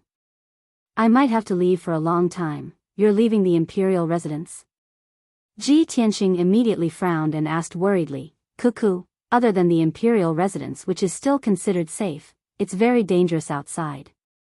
Why do you want to leave at this time? Did something happen? Ji-ku was silent for a moment and thought to herself, during this period of time, Big brother Tianqing has been focused on dealing with the Duanmu family. He's already mentally and physically exhausted. I can't tell Big brother Tianqing the truth. Otherwise, he'll be worried about me and it'll only add to his troubles. Thinking of this, she lied and said to Ji Tianqing, Big brother Tianqing, I received a letter from Qingyun Kingdom saying that Imperial Father is seriously ill and is in a critical condition. I want to return to Qingyun Kingdom to visit Imperial Father. Ji Tianqing immediately frowned and said in a deep voice, Your Imperial Father is seriously ill. You should go back and visit him. However, the journey from Zhongzhou City to Qingyun Kingdom is too long. I'm worried about you going back alone. The Duanmu family must be watching our every move and they'll definitely find an opportunity to make a move on you. Cuckoo, I'll accompany you back to Qingyun Kingdom in case you meet with danger like Yen. Hearing his words, Ji-ku quickly waved her hand and rejected him. Her tone was a little anxious as she said, No, no, no. Big brother Tianqing, I'll go back alone. I don't need you to accompany me. It'll take at least 2 months to return to Qingyun Kingdom from Zhongzhou City. You have a heavy responsibility now and you still have to work hard to improve your strength. How can you waste your time on this matter? All in all, I'll go back alone. You can focus on your own matters. Ji Tianqing frowned slightly and looked at her with a deep gaze. Even though Ji-ku tried her best to hide her true thoughts, she was still pure and kind.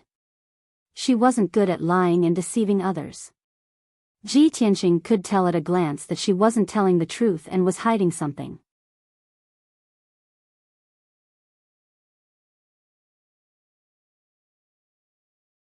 Chapter 665. Although Ji Tianqing could tell that Ji-ku was not telling the truth, he knew that there was something wrong with her. If she wanted to hide her true thoughts, Ji Tianqing would not force her to explain. After Ji-ku bid farewell to him and left Tianqing Palace, he quietly followed Ji-ku. He decided to see for himself what Ji Ku was hiding and what she wanted to do. He saw that after Ji Ku left Tianqing Palace, she did not head towards the exit of the emperor residence. Instead, she rushed towards the depths of the mountains.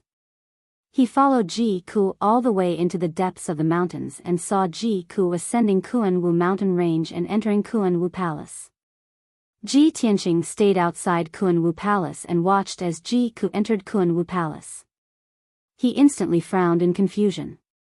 He also did not know why Ji Ku entered Kuanwu Palace.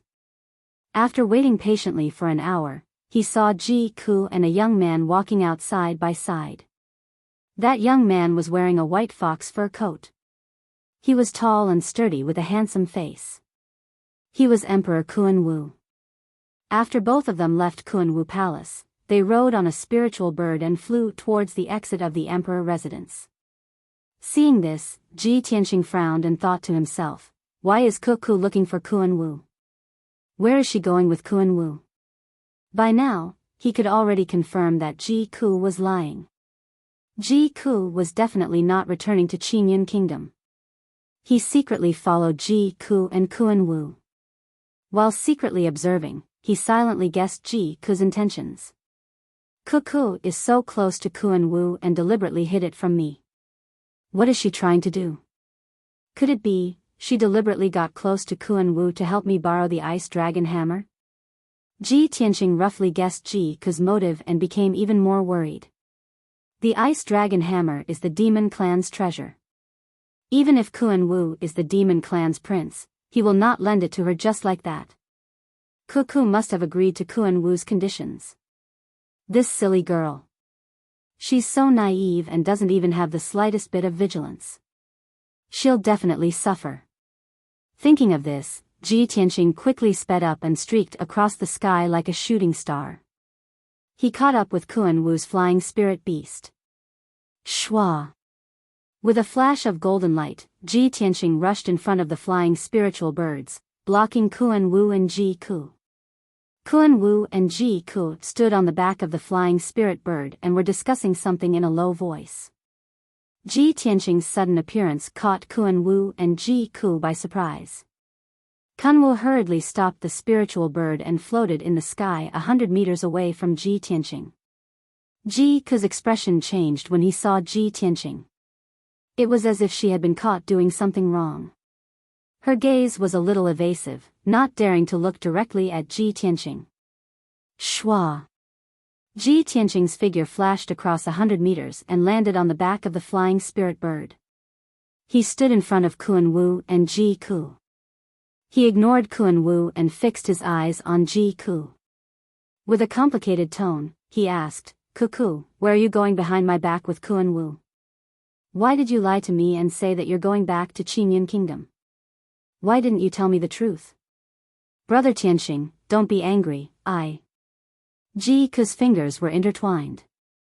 She lowered her head with an ugly expression, not knowing how to explain. Seeing this scene, Kuanwu's eyes flashed with a look of realization. She suddenly understood something. He glanced at Ji Ku and looked at Ji Tianqing. He chuckled and said, it seems that I'm right. Ku did this to help you. Ji Tianqing frowned and quickly stood in front of Ji Ku.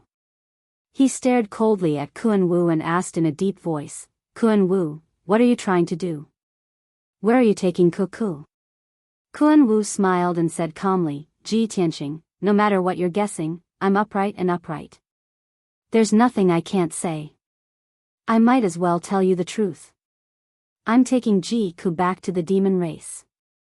Ji Tianqing instantly looked doubtful and vigilant. He frowned and asked, back to the demon race? Why are you taking Ku back to the demon race? Kuanwu shook her head and said expressionlessly, I'm sorry, this is our business. I have no comment. Ji Tianqing narrowed his eyes and a cold light flashed in his eyes. He said coldly, Kuanwu, Ku has a pure heart. You'd better not play any tricks on her. Otherwise, Before he could finish, Ji Ku quickly grabbed his arm and said in a sincere tone, Brother Tianqing, Her Highness Kuanwu doesn't seem like a bad person. She didn't do anything bad to me. Don't worry, I'll be fine. Ji Tianqing turned his head and looked at Ji Ku beside him. He said firmly, Cuckoo, you trust others too easily. No matter what, I won't let you go back to the demon race with him. Ji Ku immediately looked anxious and shook her head. Brother Tianqing, this is our only chance. Please believe in Kuan Wu and believe in me this once, okay?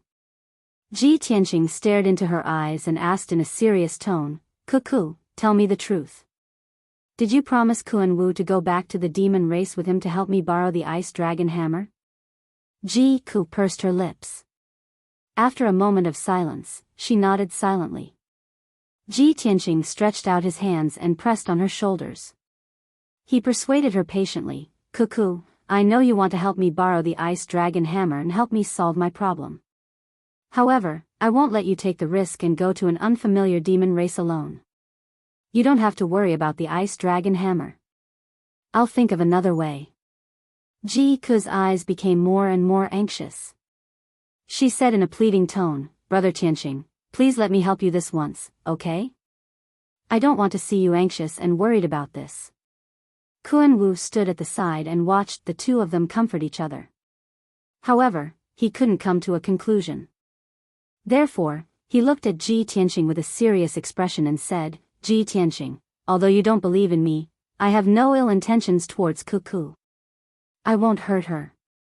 If you're really worried about Cuckoo, you can come with us to the demon race's imperial court. Hearing Kuan Wu's words, Ji Tianqing and Ji Ku immediately stopped talking. Ji Tianqing took a deep look at Kuan Wu, then nodded without hesitation. Okay. I'll go with you to the demon race. I can only be at ease if I'm by Cuckoo's side. Kuan Wu nodded slightly and said calmly, Ji Tianqing, I have something to tell you in advance. You're not a member of my race. After going to our demon race, you can't interfere with our demon race's matters. Ji Tianqing nodded and said, Of course I understand the rules. However, it's a long journey from here to the demon race's imperial court. A round trip will take at least 10 days to half a month. Wait for me here for a moment.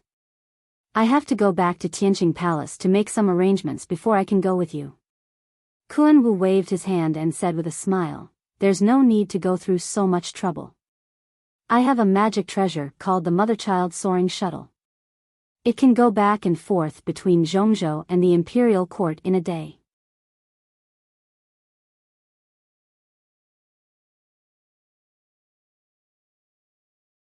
Chapter 666. Although Kuan Wu had only briefly explained the effects of the Mother-Child Soaring Shuttle. However, Ji Tianqing and Ji Ku both revealed astonished expressions. It would take at least half a month to travel from Central State to the imperial court of the monster race. The two of them didn't dare to believe that there was such a miraculous magic treasure like the Mother-Child Soaring Shuttle that could travel back and forth in a single day. This was simply a miracle. Since the Mother-Child Soaring Shuttle had the ability to travel through space, Ji Tianqing didn't have any misgivings and didn't need to return to Tianqing Palace to make arrangements. He followed Kuan Wu and Ji Ku out of the monarch mansion and returned to Central State City. The spirit birds carried them through Central State City and flew to the Star Moon Mountain in the western outskirts. At the peak of the Star Moon Mountain stood a magnificent manor with a radius of 10 miles. It was Kuan Wu's temporary residence, the Star Moon Manor. There were several magnificent palaces in the manor, as well as rows upon rows of buildings and magnificent pavilions. Kuan Wu brought Ji Tianqing and Ji Ku into the Star Moon Manor and walked towards the depths of the manor. The three of them met many guards and maids along the way. Everyone bowed and paid their respects to them. After a while, Kuan Wu brought Ji Tianqing and Ji Ku into the secret room where he usually cultivated in seclusion. This secret room was very spacious and the construction was quite exquisite and luxurious. It was unknown how many precious gems and materials were used. The secret room was filled with rich spiritual energy and was protected by a powerful formation. Wait a moment. This sovereign will use the Mother-Child Soaring Shuttle to open the space passage. Kuan Wu warned Ji Tianqing and Ji Ku before taking out the Mother-Child Soaring Shuttle from his spatial ring. This magic treasure was a palm-sized silver shuttle. The two ends were tapered and the middle was like a cylinder. The surface of the shuttle was covered with simple diamond-shaped patterns. It flickered with a faint white light and emitted a mysterious and vast aura. Ji Tianqing could clearly sense that the grade and power of this magic treasure was not inferior to his seal of mountains and rivers. The silver shuttle quietly floated in the air, motionless. Kuan Wu waved his palms and sent out waves of majestic true essence into the silver shuttle. As he used the secret technique, the silver shuttle immediately spun and emitted a dazzling white light. Swoosh, swoosh, swoosh. The mother-child soaring shuttle's speed became faster and faster and the white light became more and more dazzling, illuminating the entire secret room. About a quarter of an hour later, the dazzling white light condensed into a 3-meter-tall white light door, standing in the middle of the secret room. Kuan Wu finished casting the spell and slowly withdrew his palms. He said with a calm expression, "All right, we can go now." Surprise flashed through Ji Tianqing's eyes. He couldn't help but ask, "You're done so quickly? Is this portal really connected to the monstrous imperial court?" Kuan Wu saw that he and Ji Ku were in disbelief, so he explained with a smile, "That's right. Every time I go back and forth between the imperial court and the central state, I use this portal. The mother-child soaring shuttle is divided into the sun's shuttle and the mother shuttle. The one in my hand is the sun's shuttle, and the mother shuttle is fixed in my clan's imperial court, forming a teleportation array. After I use the sun's shuttle to open the portal, I can open a space passage to the mother shuttle. No matter where the sun's shuttle is on the continent, as long as I open the portal, I can quickly return to my clan's imperial court. When we leave the demon imperial court, we just need to cross the mother shuttle's teleportation array to return here." After listening to Kuan Wu's explanation, Ji Tianqing immediately understood. He nodded and praised sincerely, "It's really an extraordinary magic treasure. It's unbelievable." Kuan Wu smiled and did not say anything.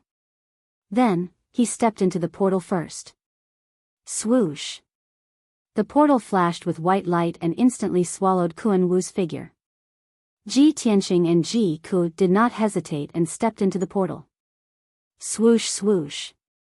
The two only felt the scene in front of them suddenly change. The next moment, they appeared on an empty high platform. This high platform was 1,000 feet above the ground and was located in the thick white clouds.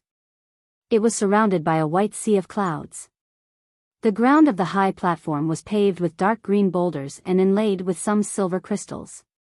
Countless ancient patterns and array patterns were engraved on it. The entire high platform was a huge teleportation array. In the middle of the high platform stood a huge teleportation gate that was 100 feet tall. It was condensed from white light. Ji Tianqing stared at the teleportation gate for a moment and guessed that it was the teleportation gate formed by the mother shuttle. And this high platform was definitely in the demon imperial court. He looked around and saw that in the four corners of the high platform, there were dozens of demon clan guards wearing armor and holding spears and halberds. In the sea of clouds around the high platform, one could vaguely see splendid palaces and rows upon rows of houses. Those palaces and houses were built beautifully and luxuriously. They also contained the unique charm of the demon clan. In the sea of clouds not far away, groups of winged men guards could be faintly seen flying past, patrolling and cruising. It was early in the morning. Golden sunlight shone down from the sky and reflected in the sea of clouds, causing the sea of clouds and palaces to shine with multicolored light. It was like a fairyland. It was the first time Ji Tianqing and Ji Ku had come to the demon clan. The two of them looked at the scene around them and felt that it was like a dream. It was amazing. At this moment, Kuan Wu looked at the two of them and said with a calm expression, "Welcome to the demon imperial court. This is the teleportation array built by the sky-soaring mother shuttle. It's called the sky-soaring tower. When we return to Zhongzhou, we will leave from here. Now, please follow me into the imperial court." With that, Kuan Wu led the two of them away from the high platform and walked down the sky-soaring tower. When the demon clan guards around the sky-soaring tower saw Kuan Wu, they immediately bowed respectfully. "Greetings, Your Highness Kun Wu." Kun Wu's expression was indifferent, and his body exuded a majestic aura. He led Ji Tianqing and Ji Ku into the imperial court. It was only now that Ji Tianqing saw clearly that the layout and location of the demon imperial court was very similar to the human imperial court. The demon imperial court was also built on a towering mountain peak that was tens of thousands of feet high. It covered an area of more than 100 miles. There were more than 20 palaces and thousands of houses and houses. Those palaces and houses were arranged according to a special array. They could gather the spiritual energy of heaven and earth and resonate with the stars in the sky, accumulating strong luck for the demon clan. The difference between the two was that the palaces and houses of the demon imperial court were mostly in the style of hexagonal cornices. They were painted with colorful patterns and patterns. On both sides of every avenue in the imperial court, there would be statues erected one after another.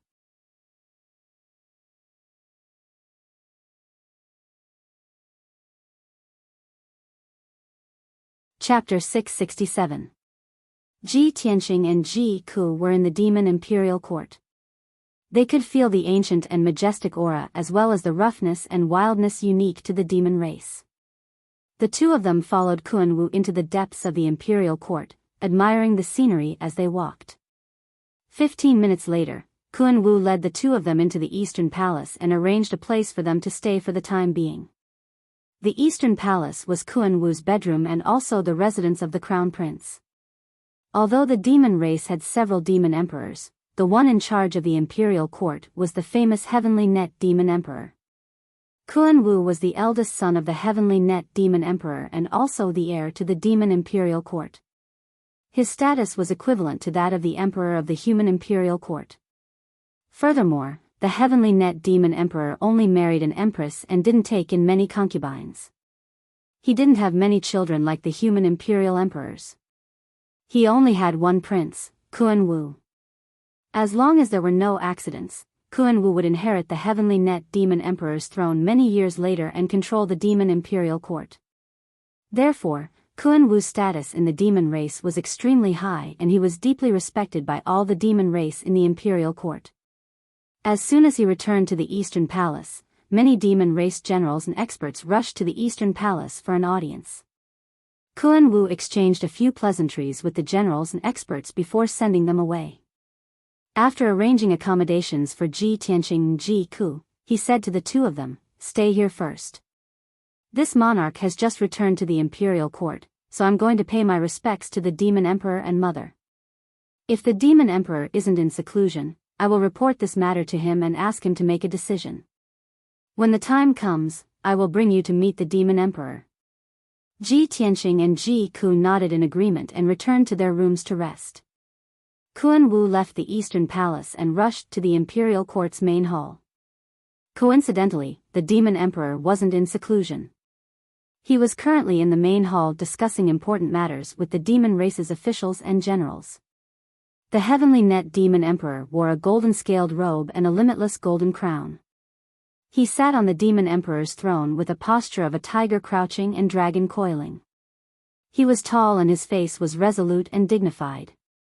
His deep eyes contained a domineering aura that looked down on the world.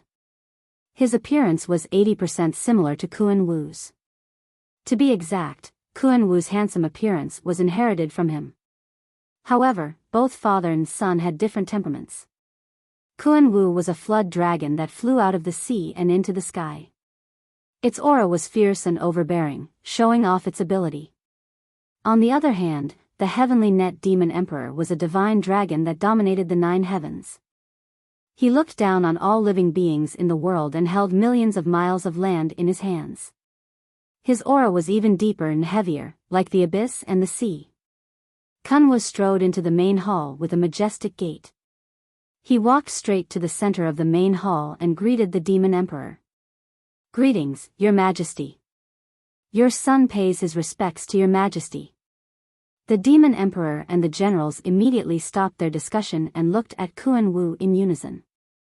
The officials and generals all smiled kindly and began to discuss in low voices. Isn't His Highness Kun Wu in the monarch mansion?" Why are you back today? It's been a few months since we last met. Your Highness Kunwu's aura has become even more tyrannical. It seems that your strength has also improved. His Highness Kunwu is back at the right time. He might have a good suggestion for this matter. The Heavenly Net Demon Emperor stroked his beard and smiled with relief. He nodded slightly and said, Kunwu, you may rise. Why did you suddenly return to the imperial court today instead of cultivating in the monarch mansion? Kunwu cupped his fists and said respectfully, Your Majesty, I have been investigating an extremely important matter. Recently, I finally found a clue and was about to find out the results. I hurriedly rushed back to report to Your Majesty. When the Heavenly Net Demon Emperor heard this, he raised his eyebrows and revealed an interested expression. Oh? What are you investigating? Kunwu was stunned. He looked at the officials and generals in the imperial court and cupped his fists. Your Majesty, please allow me to report this matter to you later. The Heavenly Net Demon Emperor and the generals in the main hall immediately understood what Kunwu meant. They knew that this matter was not suitable to be mentioned in public. Thus, the Heavenly Net Demon Emperor nodded and said seriously, In that case, let's continue with the morning court and discuss how to deal with the ancient demon emperor and the demon race. The officials and generals continued to discuss how to deal with the ancient demon emperor and the restless demon race. Kunwu stood among the officials and quietly listened to everyone's discussion. Soon, he understood the meaning of this morning court session. It turned out that the imperial court of the demon race had received news that the ancient demon emperor had returned to the northern desert. According to the information obtained by the imperial court, the ancient demon emperor was currently hiding in the northern desert to recuperate and recover his strength. Although the ancient demon emperor had not made any moves yet. Based on the demon race's understanding of the demon race, they concluded that the ancient demon emperor would definitely go on a killing spree after recovering his strength. For the past 1,000 years, the demon race had been without a leader. They were like a pile of loose sand and did not amount to much. And the ancient demon emperor was the demon lord that all the demon race in the world bowed to.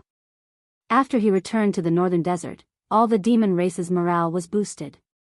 Almost all the demon race thought that the ancient demon emperor's return to the northern desert meant that the demon race was about to rise again. The various demon tribes had been suppressed for thousands of years and finally could not hold back their bloodlust and killing.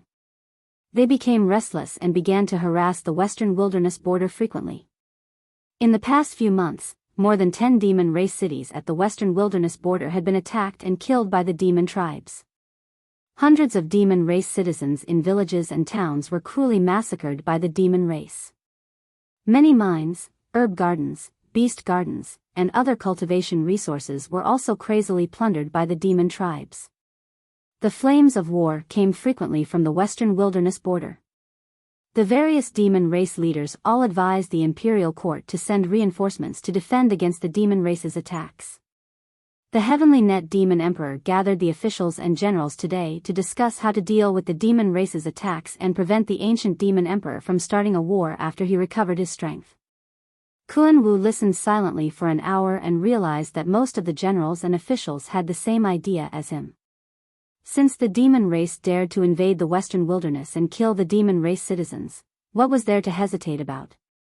Even if the demon race had to use up all their manpower and resources, they had to fight to the death against the demon race army. Even if the 1 billion demon race citizens died in battle and blood dyed the mountains and rivers, the demon race would not back down.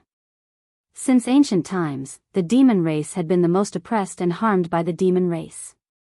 They had an irreconcilable blood feud with the demon race that could not be resolved. Many of the generals were fired up and filled with fighting spirit. They all requested the Heavenly Net Demon Emperor to lead the troops to protect the western wilderness border. Seeing this, Kunwu was relieved and did not say anything. The Heavenly Net Demon Emperor thought deeply and issued a series of orders. He sent out 12 brave and fierce generals to lead the troops to the border to defend the demon race. After 2 hours, the morning assembly finally ended.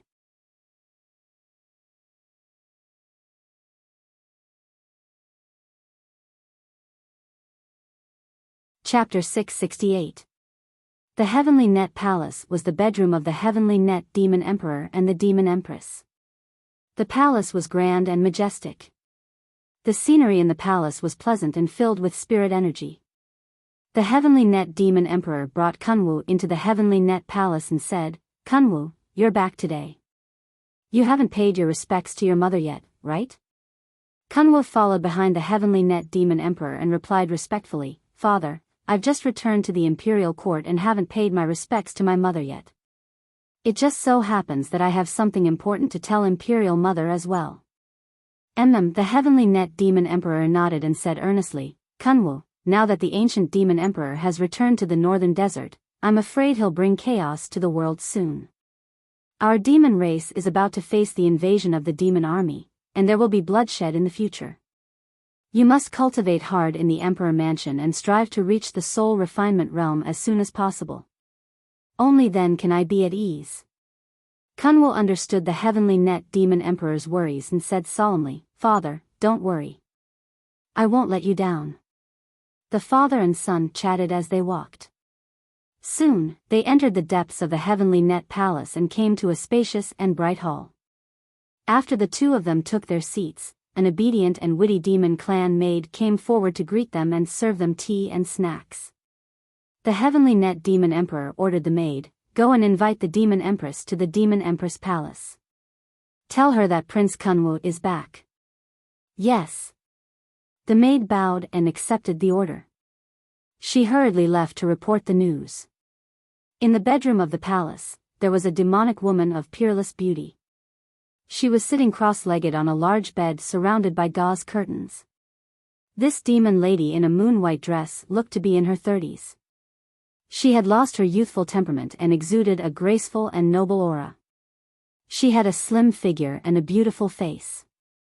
She had long silver hair that reached her waist and a diamond-shaped silver mark on her forehead. Without a doubt, she was Kunwu's mother, Demon Empress Lingxing. Lingxing Demon Empress was meditating and cultivating. Her palms were placed in front of her, and bright starlight flickered in her palms. Her entire body was surrounded by an invisible divine soul power. At this moment, a maid walked to the door, bowed respectfully, and reported softly, "Lady Spirit Star, His Majesty the Demon Emperor and His Highness Kunwu are waiting for you in the main hall." Lingxing Demon Empress immediately stopped her cultivation and opened a pair of bright eyes.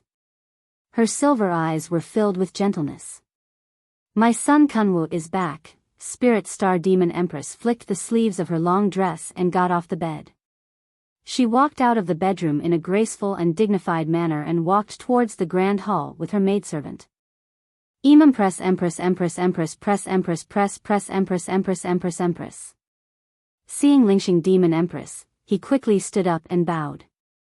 He smiled and said, "Mother, I'm here to greet you." Lingxing Demon Empress revealed a kind and amiable look.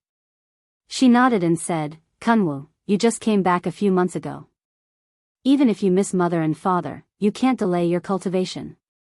Kunwu shook his head and explained with a smile, "Mother, I came back this time because I have something important to report to you and father."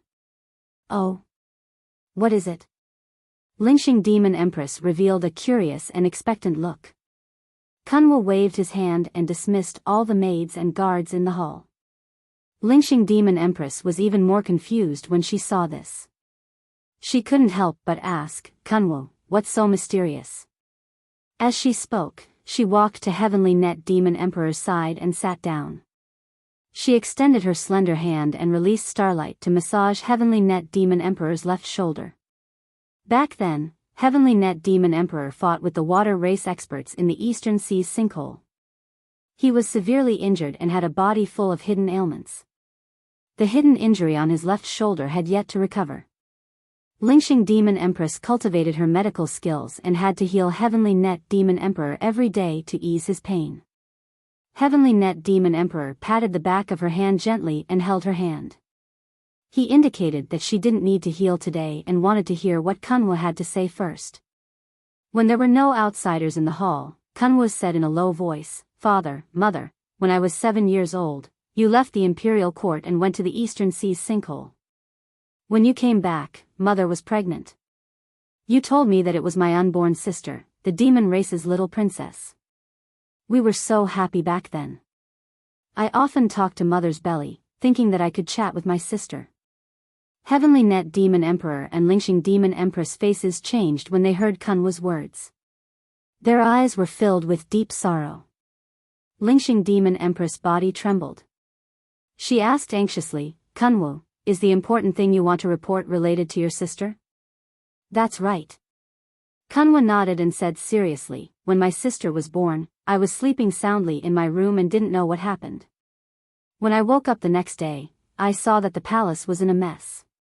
Later on, I found out that my sister had gone missing. I know that father and mother have been searching for my sister all these years and have never given up. I have also been secretly looking for her whereabouts. Kunwu paused for a moment. A gratified smile appeared on his handsome and resolute face. Heaven has taken pity on me. I finally found some clues and made some progress. A few months ago, on the day I returned to Central State City, I saw a human girl in the crowd.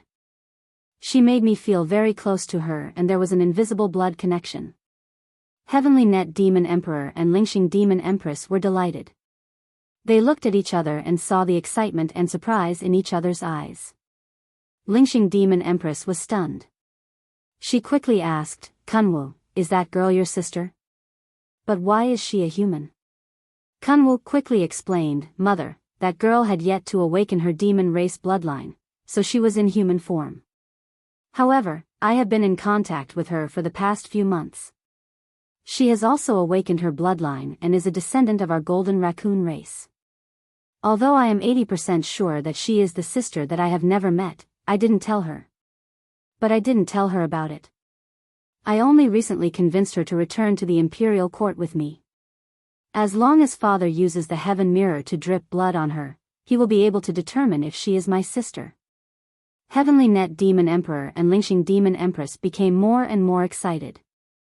It was as if the huge stone that had been pressing on their hearts for many years had finally disappeared. Lingxing Demon Empress' eyes were filled with tears. She asked anxiously, Kunwu, where is your sister? Quickly bring us to see her. Kunwu shook his head and said solemnly, Mother, that girl is called Ji Ku. She is now living in the Eastern Palace. I can bring her to see you immediately. However, she is willing to come back with me because I promised her that I would help her borrow my race's ice dragon hammer. I know that the ice dragon hammer is my race's treasure and can't be borrowed easily.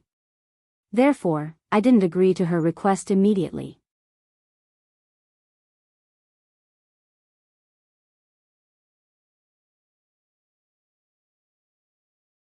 Chapter 669. Kun Wu's way of speaking was very skillful. He was well aware of his father and mother's feelings. After his sister had gone missing, they were heartbroken and blamed themselves. Therefore, Kun Wu spoke of Ji Ku's background first, indicating that she might be his missing sister. When the Demon Emperor and Demon Empress were excited and could not wait to see Ji Ku, he then spoke of borrowing the Ice Dragon Hammer. This way, the Demon Emperor and Demon Empress would only want to see Ji Ku as soon as possible and would not refuse to borrow the Ice Dragon Hammer. In Kun Wu's subconscious mind, he really wanted to help Ji Ku borrow the Ice Dragon Hammer. Indeed, before he finished speaking, Spirit Star Demon Empress quickly said, Kun Wu, if she is really your sister, not to mention borrowing the Ice Dragon Hammer, what's wrong with giving it to her? In the eyes of Spirit Star Demon Empress, no matter how precious the Ice Dragon Hammer was, how could it be more important than her daughter? On the other hand, Heavenly Net Demon Emperor, who had not spoken, was more cautious in this matter and could still remain calm. He lightly squeezed Spirit Star Demon Empress' hand and said with a calm tone, Spirit Star, you don't have to be so absolute. Kun Wu also said that girl might be our daughter. We have to see her first and do a blood test before we can confirm her identity. Spirit Star Demon Empress turned to look at Heavenly Net Demon Emperor and frowned with anger. She said with a low voice, Husband, what is with your attitude? Kun Wu spent a lot of effort and finally found our daughter, are you not happy? Our daughter went missing when she was just born, it is already a miracle that she is still alive. She must have suffered a lot during these years of wandering outside. Now, the heavens have taken pity on us and sent her back to us. This is a blessing from the heavens. As long as our daughter can return to us, not to mention the ice dragon hammer, even if she wants to borrow your demon sealing divine sword, I will not hesitate. The demon sealing divine sword was one of the top treasures of the demon clan.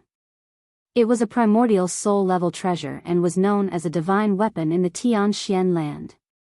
Most importantly, the demon sealing divine sword was the emperor's sword passed down from generation to generation in the demon imperial court. Only the demon emperor who ruled the imperial court could wear and use it. With the demon sealing godly sword in hand, one could command all the demons in the world. It was the supreme holy artifact of the demon race. The heavenly net demon emperor understood Ling Xing's feelings, but when he heard her words, he didn't know whether to laugh or cry. He shook his head helplessly. He held on to demon empress Ling Xing's hand and revealed a doting expression. He comforted her gently. Ling Xing, after my daughter went missing, I have been blaming myself. If the girl Kunwu brought back is really our daughter, of course I would be happier than anyone else. However, this matter is of great importance. Our daughter's identity is extraordinary, you know that. Hearing his words, the spirit star demon empress body stiffened. She seemed to have recalled something, and a strange look flashed across her eyes. She then whispered, "Husband, I was too agitated." The heavenly net demon emperor nodded with a gentle expression. He turned to Kuan Wu and solemnly said, "Kuan Wu, go and bring that girl over. Let Imperial Father and Imperial Mother have a look. If she really is our daughter, Royal Father will definitely lend her the Ice Dragon Hammer. If she is not your sister, Royal Father will have to reconsider this matter." Kuan Wu smiled and nodded. He cupped his hands and bowed. "Imperial Father and Imperial Mother, please wait for a moment. I will bring her over now." With that, Kuan Wu turned and left the main hall. After walking out of the main hall, he rushed back to the East Palace and found Ji Ku. Ji Ku and Ji Tianqing were sitting in the study room and talking softly. They were analyzing and guessing Kuan Wu's motive. After Kuan Wu entered the study room, he smiled and said, "Cuckoo, our luck is not bad. His Majesty the Demon Emperor is not in seclusion. He is waiting to see you in the Heavenly Net Palace. Let's go. I will bring you to the Heavenly Net Palace now to meet the Demon Emperor and Demon Empress." Hearing this, Ji Ku instantly revealed a look of anticipation. He asked, "Your Highness Kuan Wu, have you already told His Majesty the Demon Emperor about borrowing the Ice Dragon Hammer? What did His Majesty say?" Kuan Wu nodded and said, "I have already told him. His Majesty the Demon Emperor did not reject. There is a high chance of success. However, you have to follow me to the Heavenly Net Palace first and meet them face to face." When Ji Ku heard the words, "a high chance of success," his eyes instantly revealed a look of joy and hope. He quickly got up and was about to leave with Kuan Wu. "I will go with you." Ji Tianqing also stood up and followed closely beside Ji Ku. Kuan Wu turned to look at him. He hesitated for a moment before nodding in agreement. After a while, Kuan Wu brought Ji Ku and Ji Tianqing into the main hall of the Heavenly Net Palace.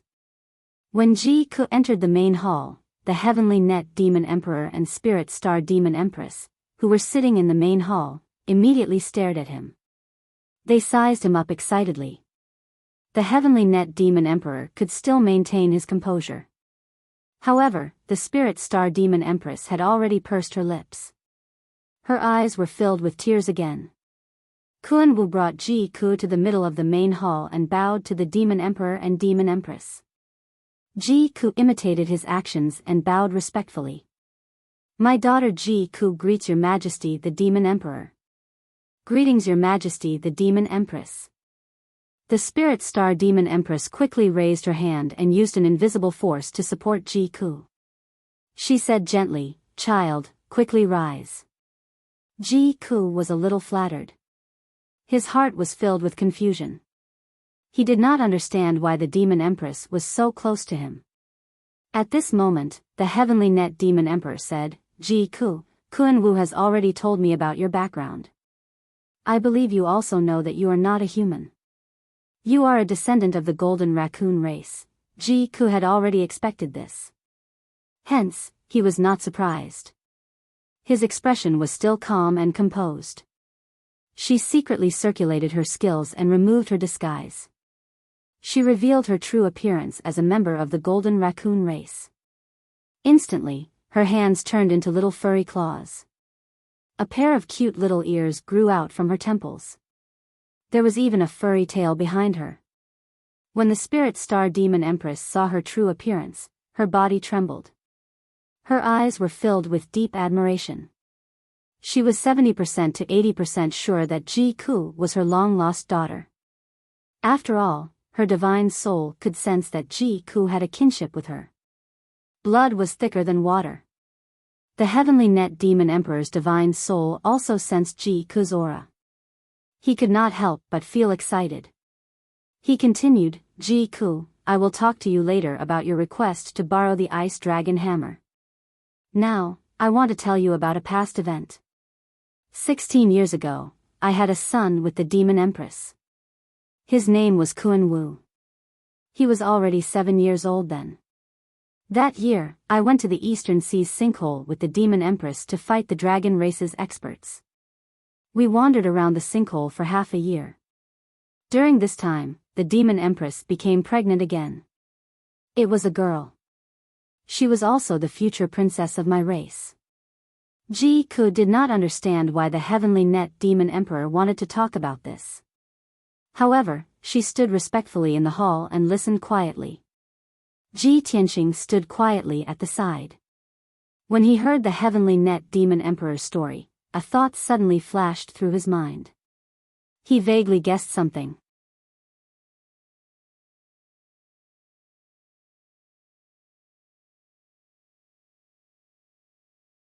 Chapter 670. Ji Tianxing thought of a possibility and was suddenly enlightened. If Kuku is really the Demon King and Demon Queen's daughter, then she is the princess of the Demon Clan and Kuan-Wu's younger sister. No wonder Kuan-Wu often came to find Kuku and cared for her so much. No wonder he was willing to help Kuku borrow the Ice Dragon Hammer and bring her back to the Demon Imperial Court. I really didn't expect Kuku's background to be so strange. After a while, the Heavenly Net Demon King roughly recounted the events of that year. No matter how naive Ji-ku was, she still felt that something was amiss with hindsight. She looked a little terrified and revealed a look of disbelief. She asked the Heavenly Net Demon King, Your Majesty, do you mean I have something to do with your missing daughter? The Heavenly Net Demon King nodded and said in a serious tone, Ji-ku, I am 80% sure that you are our daughter. Hearing this, Ji-ku was instantly stunned and revealed a look of disbelief.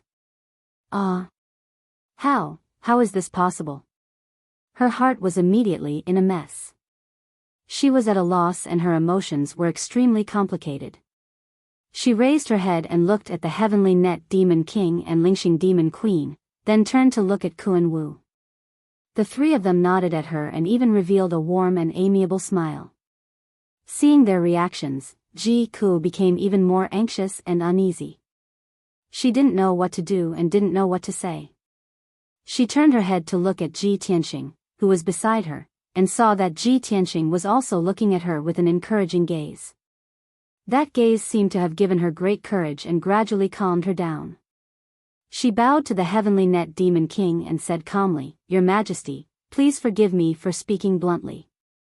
This is only your speculation and can't be confirmed. When I found out about my background, I returned to the Qingyun Kingdom in the Tianshan region and asked my father for confirmation.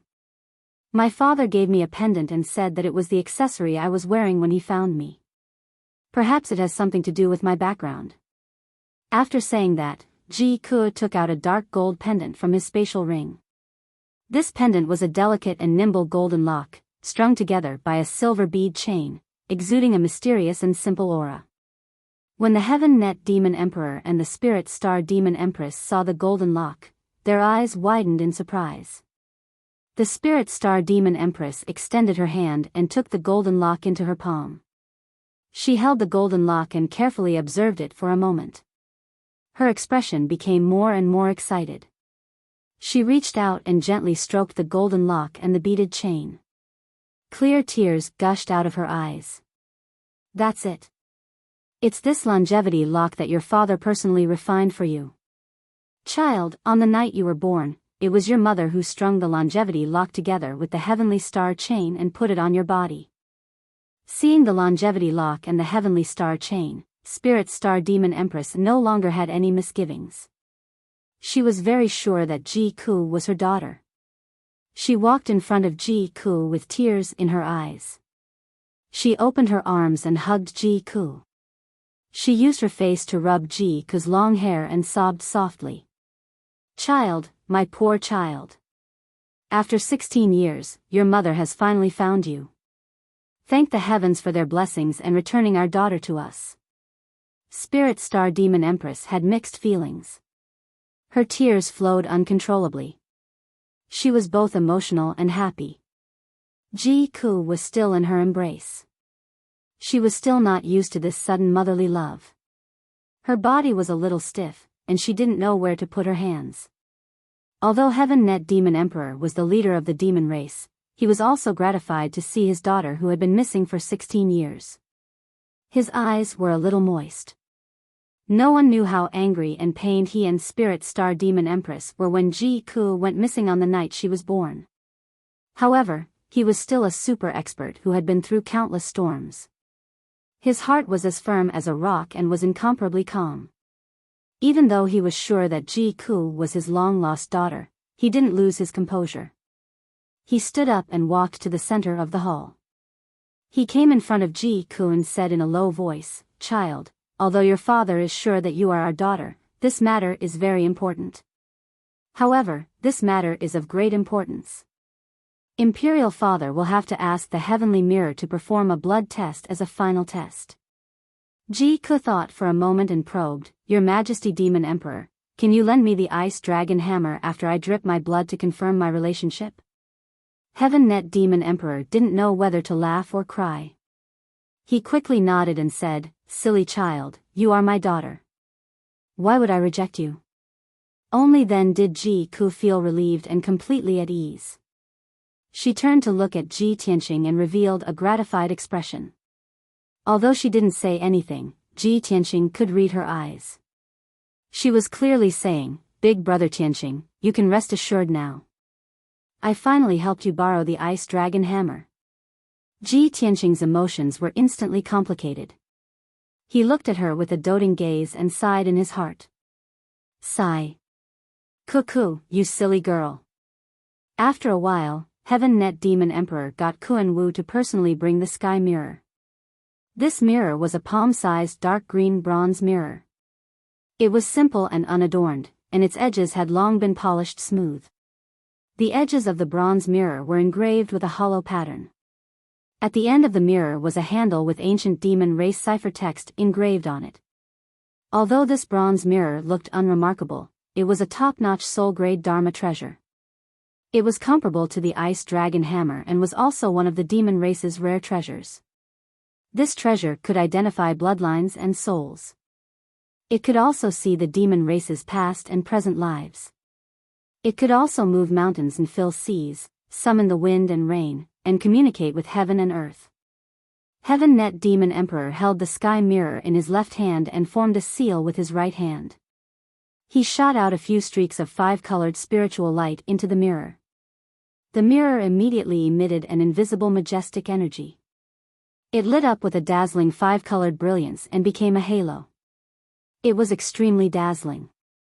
Heaven Net Demon Emperor channeled his energy again and forced out a drop of blood from his heart. He dripped it onto the mirror from the tip of his right index finger. His blood was like liquid gold. It emitted a dazzling golden light and an incomparably powerful spirit qi. The golden blood droplets fell on the mirror and were immediately absorbed by the mirror. They turned into pure golden smoke that rose in spirals and danced in the air like a small golden dragon. Heaven Net Demon Emperor looked at Ji Ku and said kindly, Child, come. Ji-ku pursed her lips and hesitated for a moment. She slowly stretched out her right hand and channeled her energy to force out a drop of blood from her heart. She dripped it onto the sky mirror. Although her cultivation was still shallow, the blood from her heart contained a trace of gold. It was very pure. The drop of blood was immediately absorbed by the sky mirror. It also turned into a weak golden dragon that spiraled in the air. The two golden dragons sensed each other's aura and immediately gathered together happily. In the blink of an eye, they became one and merged perfectly. Heaven Net Demon Emperor, Spirit Star Demon Empress, and Kuan-Wu were all excited when they saw this. Spirit Star Demon Empress tears fell like rain again. She hugged Ji-ku and cried.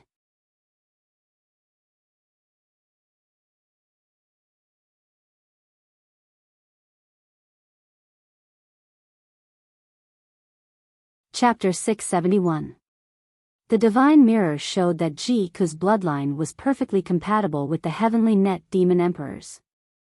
This proved that she was the Heavenly Net Demon Emperor's daughter. Ji-ku also understood this point. She was immediately stunned, and her expression and mood became extremely complicated. The Spirit Star Demon Empress hugged her and cried. The Heavenly Net Demon Emperor also walked over and hugged her and the Spirit Star Demon Empress. Kuan-Wu was even more surprised.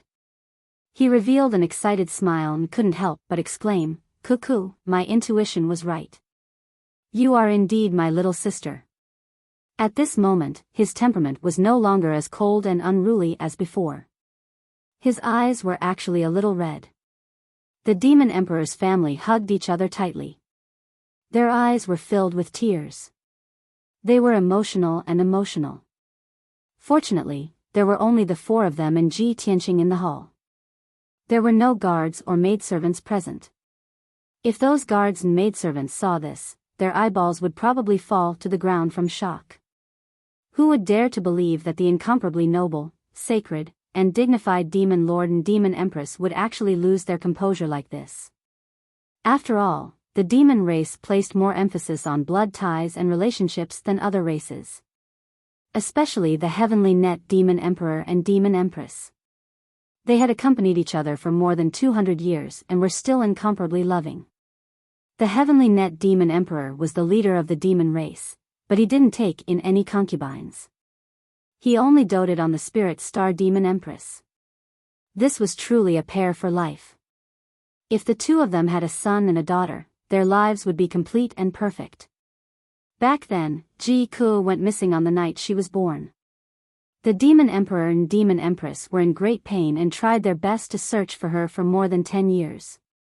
Now that they had found their beloved daughter, how could they not lose their composure?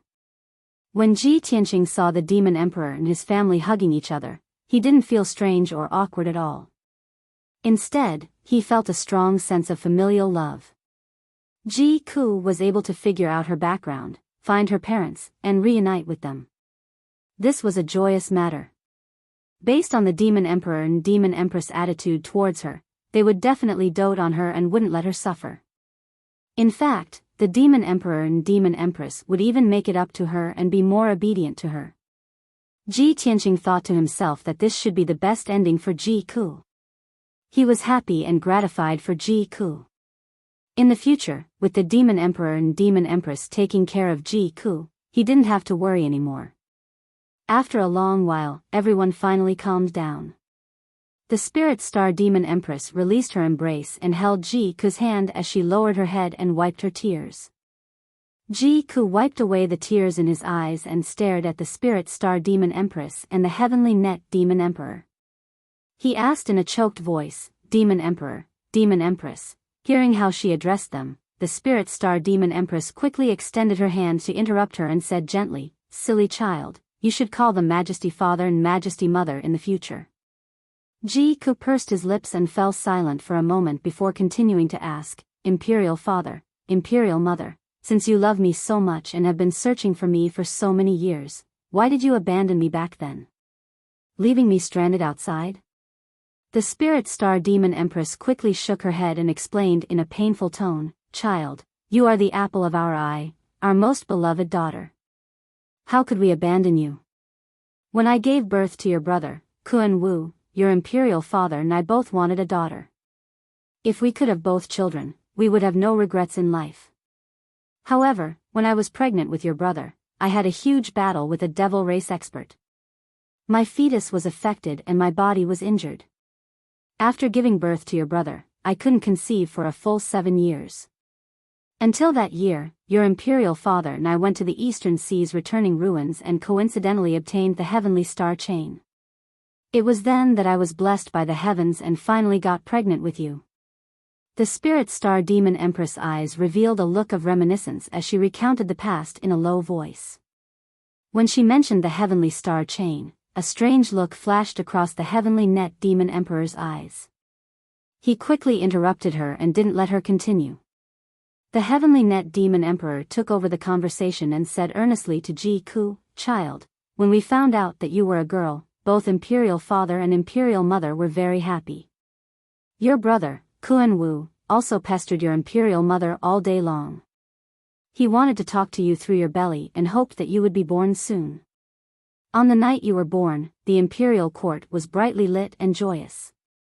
Everyone was waiting for your birth. However, not long after you were born that night, the sky changed color and the clouds became chaotic. Lightning and fire rained down from the sky. At that time, your imperial mother had just given birth to you. Her body was weak and she was in a coma.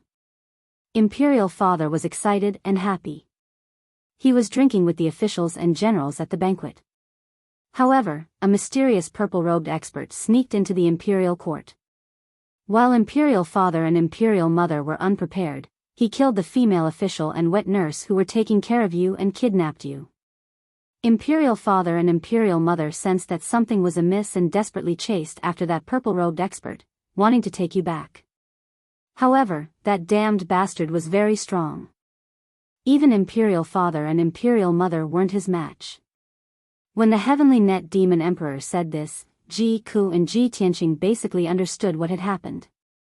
Without a doubt, Ji Ku wasn't abandoned by the demon emperor and demon empress. Instead, he was kidnapped by a mysterious expert.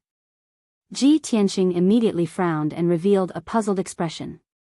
Your Majesty, I heard that you have already reached the peak of the soul refinement realm and are a half-step essence soul realm expert. Since you and the demon empress couldn't defeat that mysterious expert, doesn't that mean that person's strength has reached the essence soul realm? In today's Tianxian continent, there are only a handful of essence soul realm experts.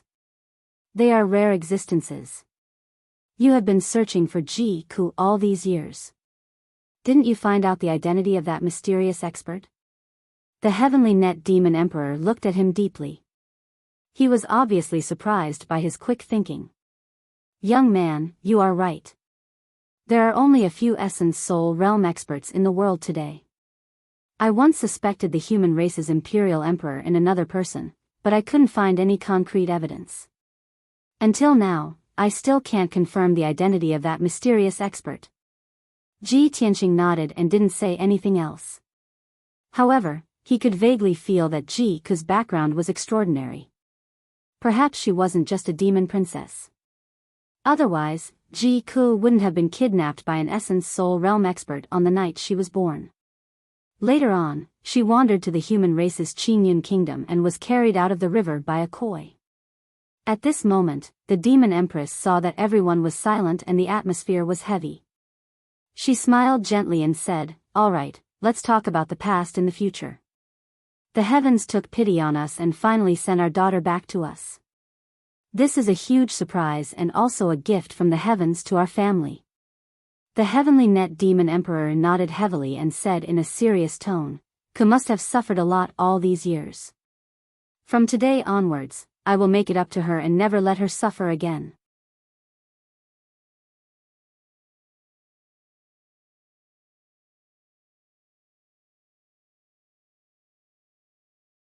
Chapter 672. Ji Tianqing and Ji Ku stayed in the demon imperial court. The heavenly net demon emperor and the spirit star demon empress doted on Ji Ku and took good care of her. She felt the love and care from her family and gradually accepted her identity and adapted to the environment and life in the imperial court. Soon, a day passed. That night, the Demon Emperor held a banquet in the Heavenly Net Palace to welcome Ji Ku and Ji Tianqing. There were only 5 people at the banquet, the Demon Emperor and the Demon Empress, their family of 4, and Ji Tianqing. After the banquet ended, everyone sat in the main hall to drink tea and chat. Ji Ku mentioned to the Heavenly Net Demon Emperor that she wanted to borrow the Ice Dragon Hammer. The Heavenly Net Demon Emperor agreed without hesitation. However, he still asked curiously, "Cuckoo, why do you want to borrow the Ice Dragon Hammer?" Ji Ku hesitated for a moment, considering whether to tell the truth or not. However, Ji Tianqing was magnanimous and immediately explained, "Your Majesty, Cuckoo wants to borrow the Ice Dragon Hammer to help me. I have encountered a troublesome problem and need the Ice Dragon Hammer's power to solve it." The Heavenly Net Demon Emperor had already expected this and turned to look at Ji Tianqing. Kun Wu had already introduced Ji Tianqing to him and he knew that Ji Tianqing and Ji Ku were like siblings and had a close relationship. Moreover, Ji Tianqing was the emperor of the monarch residence, the #1 genius of the human race, and the region lord of the Tianshan region. The Heavenly Net Demon Emperor had also heard of Ji Tianqing's achievements in the Middle State and his reputation and legends. Thus, the Heavenly Net Demon Emperor nodded and agreed. "Ji Tianqing, I will borrow the Ice Dragon Hammer tomorrow and teach you how to use it." Ji Tianqing quickly bowed and thanked him. "Thank you, Your Majesty, for your help. I will definitely return it to you after using it." At this moment, Kun Wu said to the Heavenly Net Demon Emperor with a grave expression, "Imperial Father, there's something I've wanted to report to you for a long time." There was a mysterious and powerful force hidden in Ku's soul. It would erupt from time to time and endanger her life. Previously, when we were in Central Continent City, your son could only think of a way to temporarily suppress it for her, but I was powerless to resolve this matter. Hearing this, the Heavenly Net Demon Emperor and the Spirit Star Demon Empress were stunned for a moment. Their eyes were filled with worry and pity. The Heavenly Net Demon Emperor extended his right hand with a serious expression. He released a mysterious and powerful spiritual energy to check on Ji Ku's soul. A moment later, when he detected the mysterious power in Ji Ku's soul, a strange look flashed across his eyes. Spirit Star Demon Empress had been staring at him, and when she saw his reaction, she quickly transmitted a message and asked, "Husband, how is Ku's condition?" The Heavenly Net Demon Emperor exchanged a glance with her and sent a telepathic message, "Ling Xing, the mysterious power in Ku's soul is demonic power." "It is that power," surprise flashed across the Spirit Star Demon Empress' eyes. She quickly asked, "Husband, are you talking about the Heavenly Star Chain?" The Heavenly Net Demon Emperor nodded slightly and said with a surprised tone, "Spirit Star, the situation is just as we guessed back then. Our daughter's background is extraordinary. It is very likely that she is the reincarnation of an Almighty.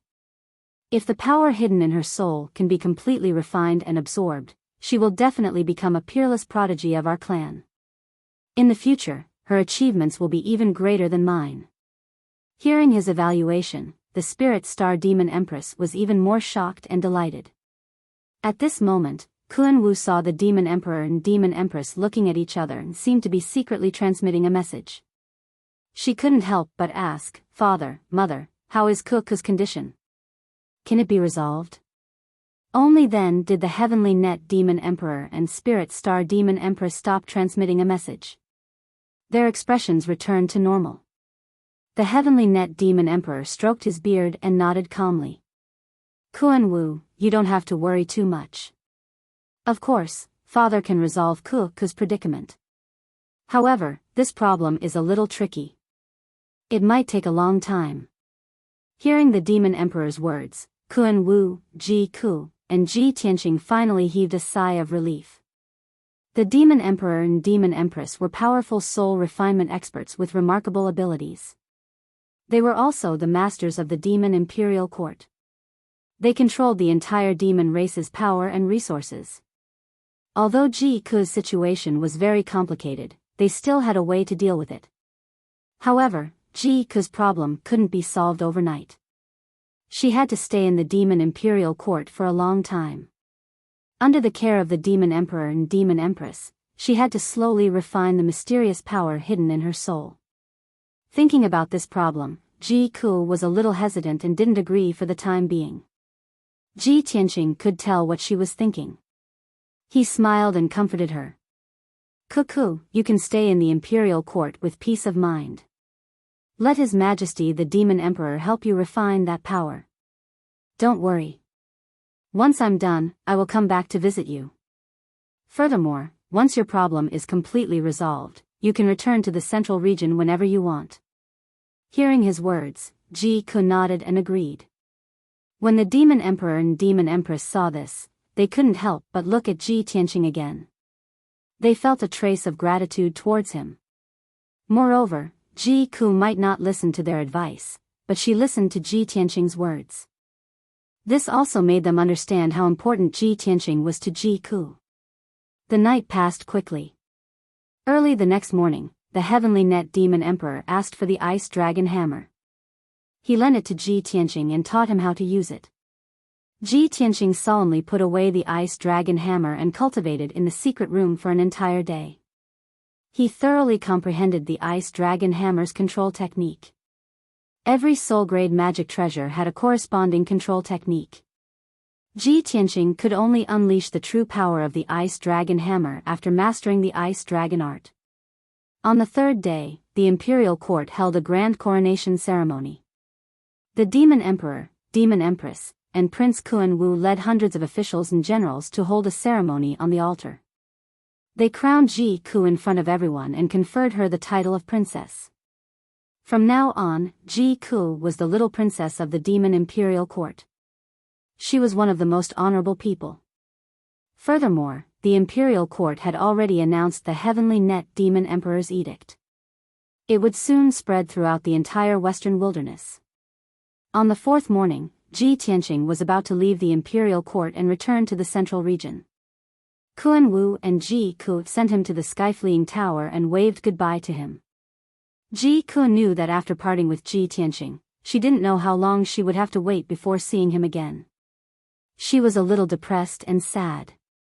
She looked at Ji Tianqing reluctantly and tearfully reminded him. Big brother Tianqing, after you return to the central region, you must be careful. Don't be reckless. If you have any difficulties, tell us. We will help you think of a solution. Don't take on everything by yourself. Ji Tianqing smiled and nodded. He also reminded her, Cuckoo, stay in the imperial court and cultivate in peace. Solve the hidden danger in your soul as soon as possible. I believe that you will be able to reunite with us in the central region soon. After saying that, he looked at Kuan Wu and cupped his hands with a sincere expression. He said, Your Highness Kuan Wu, please take care of Cuckoo. I believe you will not let her suffer, right?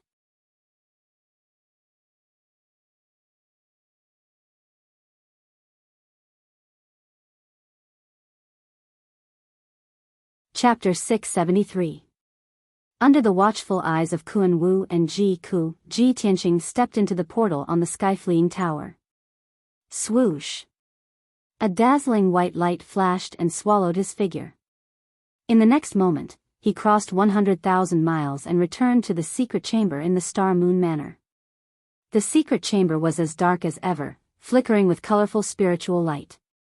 There were also several elite guards guarding it. When the guards saw Ji Tianqing, they hurriedly bowed to greet him. One of them led him out of the secret chamber, through many corridors and palaces, and arrived at the gate of the Star Moon Manor. Ji Tianqing left the Star Moon Manor and returned to Zhongzhou City as fast as lightning. 2 hours later, he returned to the Tianqing Palace in the Monarch Mansion. He sat on the throne in the main hall and listened to the guard captain report to him. After listening, he found out that Yen was still in seclusion in the secret chamber to heal her injuries. Yin Yao had come to the Tianqing Palace once before and left when she learned that he was not in the palace. Ji Tianqing waved his hand to signal the guard captain to leave. Then, he got up and left the main hall, flying to Yin Yao Palace. An hour later, he entered Yunyao Palace and saw Yunyao meditating and cultivating. Yunyao was relieved to see that he had returned safe and sound. She quickly led him into the secret chamber to talk. After the two of them entered the secret chamber and sat down, Yunyao asked in a concerned tone, "Tianqing, where have you been these days? You haven't done anything to the Duanmu family's herb garden, have you?" Ji Tianqing nodded and asked with some doubt, "I went to the Demon Imperial Court these days and haven't started my operation yet." "Yao Yao, what happened? Did the situation in the Duanmu family's herb garden change?" Yunyao frowned slightly and said in a serious tone, "I know that you are going to start your operation soon, so I sent several commanders of the Hidden Cloud Pavilion to carefully investigate the situation in the herb garden. In the past 2 to 3 years, the Duanmu family's protection of the herb garden has become more and more strict. Other than the strange ancient beasts guarding the herb garden, the number of herb garden guards had also more than doubled. Besides, the Duanmu clan has a few extra guards. They are all level 5 or 6 sky origin stage cultivators." Ji Tianqing frowned slightly as a cold light flashed in his eyes. The defensive power of the herb garden had doubled, doubling the difficulty of his movements. It was indeed a troublesome matter.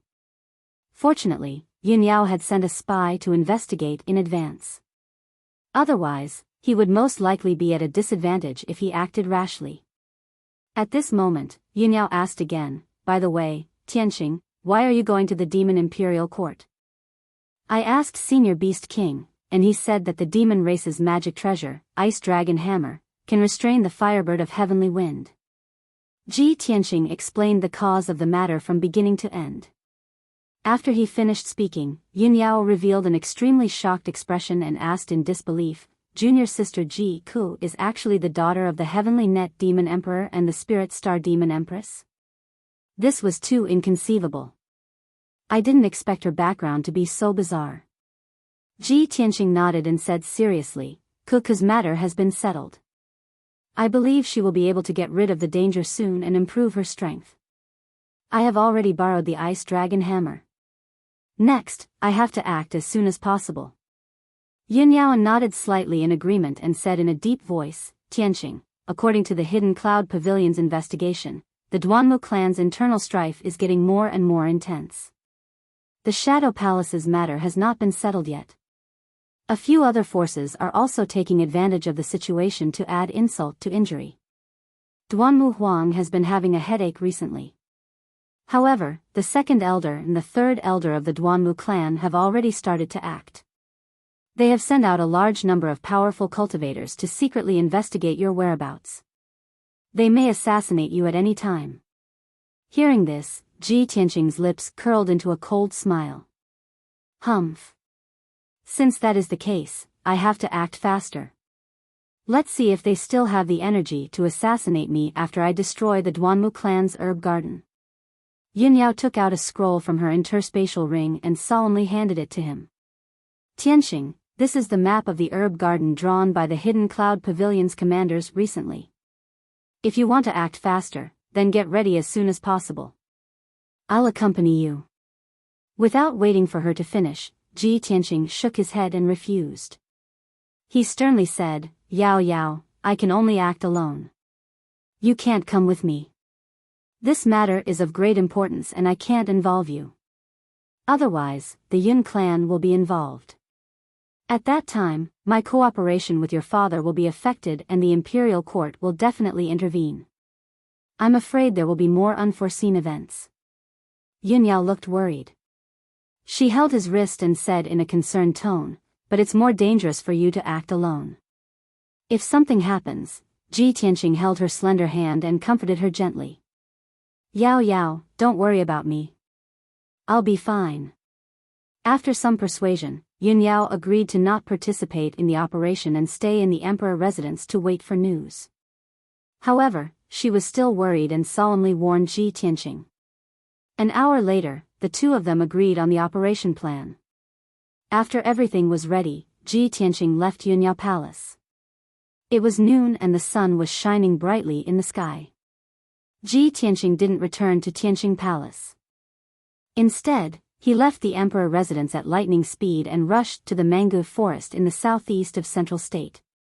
Now that he had the ice dragon hammer, he couldn't wait to destroy the Duanmu clan's herb garden.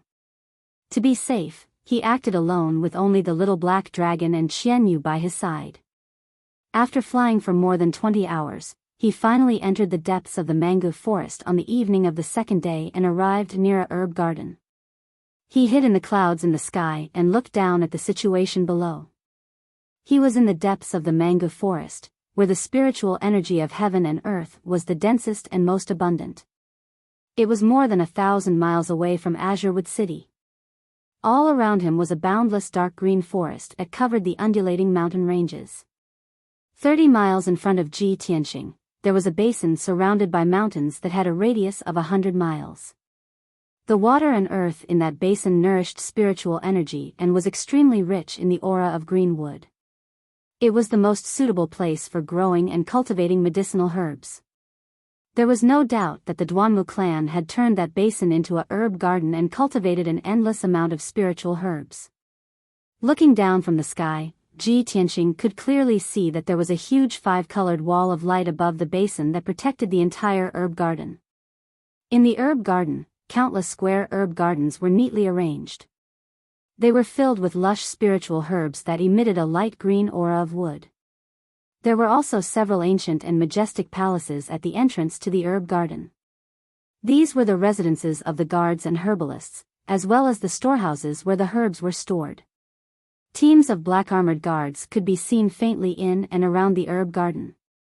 They were patrolling the area with swords and armors. Ji Tianxing observed silently and quickly came up with a plan in his heart. The Duanmu clan has built a total of 4 herb gardens in the mangrove forest. They are called the 100 Herb Garden, the Spirit Herb Garden, the Azurewood Garden, and the Longevity Garden. The 4 herb gardens are scattered around Azurewood City and are separated by over 1,000 miles. I'll start with the 100 Herb Garden.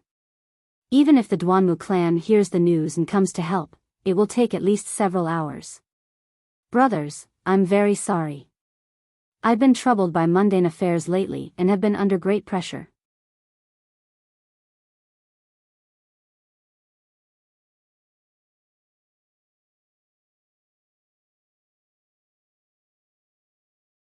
Chapter 674. Ji Tianxing had seen the map Yunyao gave him long ago, so he knew the layout of the medicine garden like the back of his hand. When night descended, the 100-flower garden fell into silence and darkness both inside and outside. Only the few palaces at the entrance of the 100-flower garden faintly revealed a bit of light. Ji Tianxing was like a ghost that streaked across the night sky and silently descended into the mountain forest at the side of the 100-flower garden. He held his breath and concentrated as he hid in the forest, then secretly used his spiritual sense to observe for a moment. After confirming that there was no one nearby, he started to break open the 100-flower garden's defensive formation. Amongst the Duanmu clans for medicine gardens, the Longevity Garden's medicinal herbs were the most precious, and its defense was the tightest as well. The Longevity Garden had a soul-rank defensive formation set up, and it was even guarded by the firestorm bird. The defensive strength of this 100-flower garden was comparatively weaker. It only had a high-grade Heaven Origin grade defensive formation, 200 guards, and 4 guard commanders. Ji Tianxing silently moved through the forest, and after observing for an hour, he figured out the 100-flower garden's defensive formation. This was a high-grade Heaven Origin grade defensive formation that utilized the 9 Cauldrons universe, Azurewood Myriad Spirit, and Cloud Mist Concealment. Not only did this defensive formation possess a formidable defensive strength, it was also able to gather the Azurewood spirit energy within 1,000 miles to irrigate the spirit herbs and flowers within the garden. With Ji Tianxing's attainments in the formation Dao, breaking open this high-grade Heaven Origin grade defensive formation wasn't difficult. He borrowed the strength of the mountain and river seal, and only used an hour to break open a concealed gap in the defensive formation. However, just as he was about to pass through the gap and enter the formation, he suddenly stopped moving. His spiritual sense detected that in the mountain forest 400 meters to his left, there was a group of guards in black armor that were rushing towards his hiding place. That group of guards wasn't patrolling normally, and their speed was extremely swift and their aura was fierce and icy cold. Obviously, they'd noticed the unusual situation. Swoosh. Swoosh. Swoosh. In the blink of an eye, 10 guards rushed to the scene like a bolt of lightning and stopped in the forest 100 meters away from Ji Tianqing. The strength of this group of guards had all attained the 8th and 9th level of the origin core stage, and their entire bodies emitted an icy cold and murderous aura. Obviously, they were elite soldiers. Their eyes were as sharp as an eagle's as they looked down and sized up their surroundings. They also released their spiritual senses to explore the surrounding situation. The leader of the guards waved his hand and ordered in a deep voice, "Just now, there were array formation energy fluctuations here. Everyone, spread out and search carefully. We must find out the reason." "Understood." The other 9 guards shouted in unison. Then, they spread out and released their spiritual senses to search. Seeing this, Ji Tianqing immediately frowned, and his eyes became gloomy. He hid in the dark forest, not moving at all, not revealing the slightest bit of true essence fluctuation. Even so, there were still 2 guards walking towards his hiding place. No matter how well Ji Tianqing hid, when the 2 guards got close, they would still discover him and find a gap in the defensive formation. Thus, Ji Tianqing made up his mind. A cold light flashed in his eyes. "Since you're courting death, then don't blame me for going on a killing spree." He silently muttered in his heart, then his figure flashed and floated out. He transformed into a black shadow that was like a ghost as he silently tore through the night sky and instantly arrived behind a guard, then he stretched out his hand like a bolt of lightning to grab towards the guard's throat. That guard had just noticed something was wrong and hadn't even reacted when his throat was grabbed by a large hand. Crack. An imperceptible sound of bones shattering sounded out. This guard's throat was instantly crushed, and dark red blood flowed out from his mouth as he died on the spot. Ji Tianqing threw the guard's corpse on the ground, then swiftly charged towards another guard like a phantom. That guard was staring at the ground with a fierce gaze, searching for clues. He still didn't know what had happened. He only felt his throat tighten, then his vision went black and he fell into eternal darkness. After Ji Tianqing easily killed 2 guards, his figure flashed and vanished, then he continued to assassinate the other few guards. In the next 100 breaths of time, one after another black-armored guards were attacked and quietly assassinated by Ji Tianqing. After 100 breaths of time, 7 out of 10 guards had been killed. The last 3 guards finally realized that something was wrong and let out a panicked and angry roar. The captain of the guards found the corpse in the forest and knew that they had been attacked. He immediately took out a signal arrow and was about to send a signal to inform the captain of the guards in the herb garden. Ji Tianqing didn't care about hiding his aura anymore. He rushed towards the captain of the guards as fast as a stream of light. He fiercely slapped the captain away, smashing the signal arrow into pieces. The captain of the guards was sent flying backwards while vomiting blood. His chest was deeply caved in, and his heart and internal organs had been shattered. He died on the spot. The other 2 guards saw the captain of the guards being killed with a single palm strike, and they were scared out of their wits. They turned around and fled, but they didn't forget to scream in horror. Ji Tianqing rushed up with a cold expression and killed one of the guards with a single palm strike.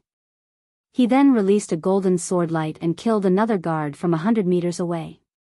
The 10 guards were all killed, but it also made a lot of noise and woke up the guards in the herb garden. Suddenly, more than a dozen dazzling true essence lights lit up in the herb garden, and there was a burst of shouting.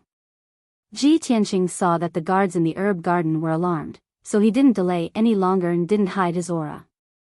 He passed through the gap in the array as fast as the wind and got into the herb garden. He rushed to the center of the herb garden as fast as lightning. The guards in the herb garden immediately rushed over like a swarm of bees, waving their sabers and swords as they shouted to kill. Someone broke into the herb garden. Stop him. Kill him. Those who break into the herb garden will be killed without mercy. When Ji Tianqing flew to the center of the herb garden, more than 30 guards also rushed over and surrounded him.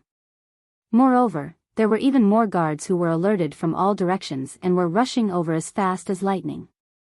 Ji Tianxing stood in the night sky and looked down at the guards in the herb garden on the ground below. His eyes became cold and indifferent. There was a flash in his left palm, and the black dragon sword appeared out of thin air. Qian Yu also flew out of the 100 treasures brocade pouch, flapping his wings and floating in the air. Ji Tianxing said in a low voice, "Qian Yu, do your best to destroy the herb garden. I will take care of these guards." "No problem, I am the best at destroying things." Qian Yu quickly agreed and released a dazzling icy blue brilliance. It condensed into thousands of ice blades and frost swords and poured down on the herb garden below. The guards on the ground were shocked and quickly counterattacked, blocking the cold light from the blades and swords that fell from the sky. They wanted to protect the herb garden. However, Ji Tianxing had already pulled out the black dragon sword and fiercely slashed at the ground. Dragon soars from the 9th heaven. A 30-meter-long ice dragon appeared out of thin air and with an invincible power, it slashed at the ground below. Boom! In a deafening sound, more than a dozen guards who couldn't dodge in time were killed by the ice dragon.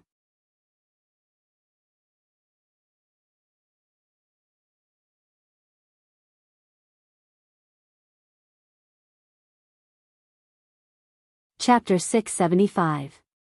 The ground was shaking as cracks appeared all over the ground.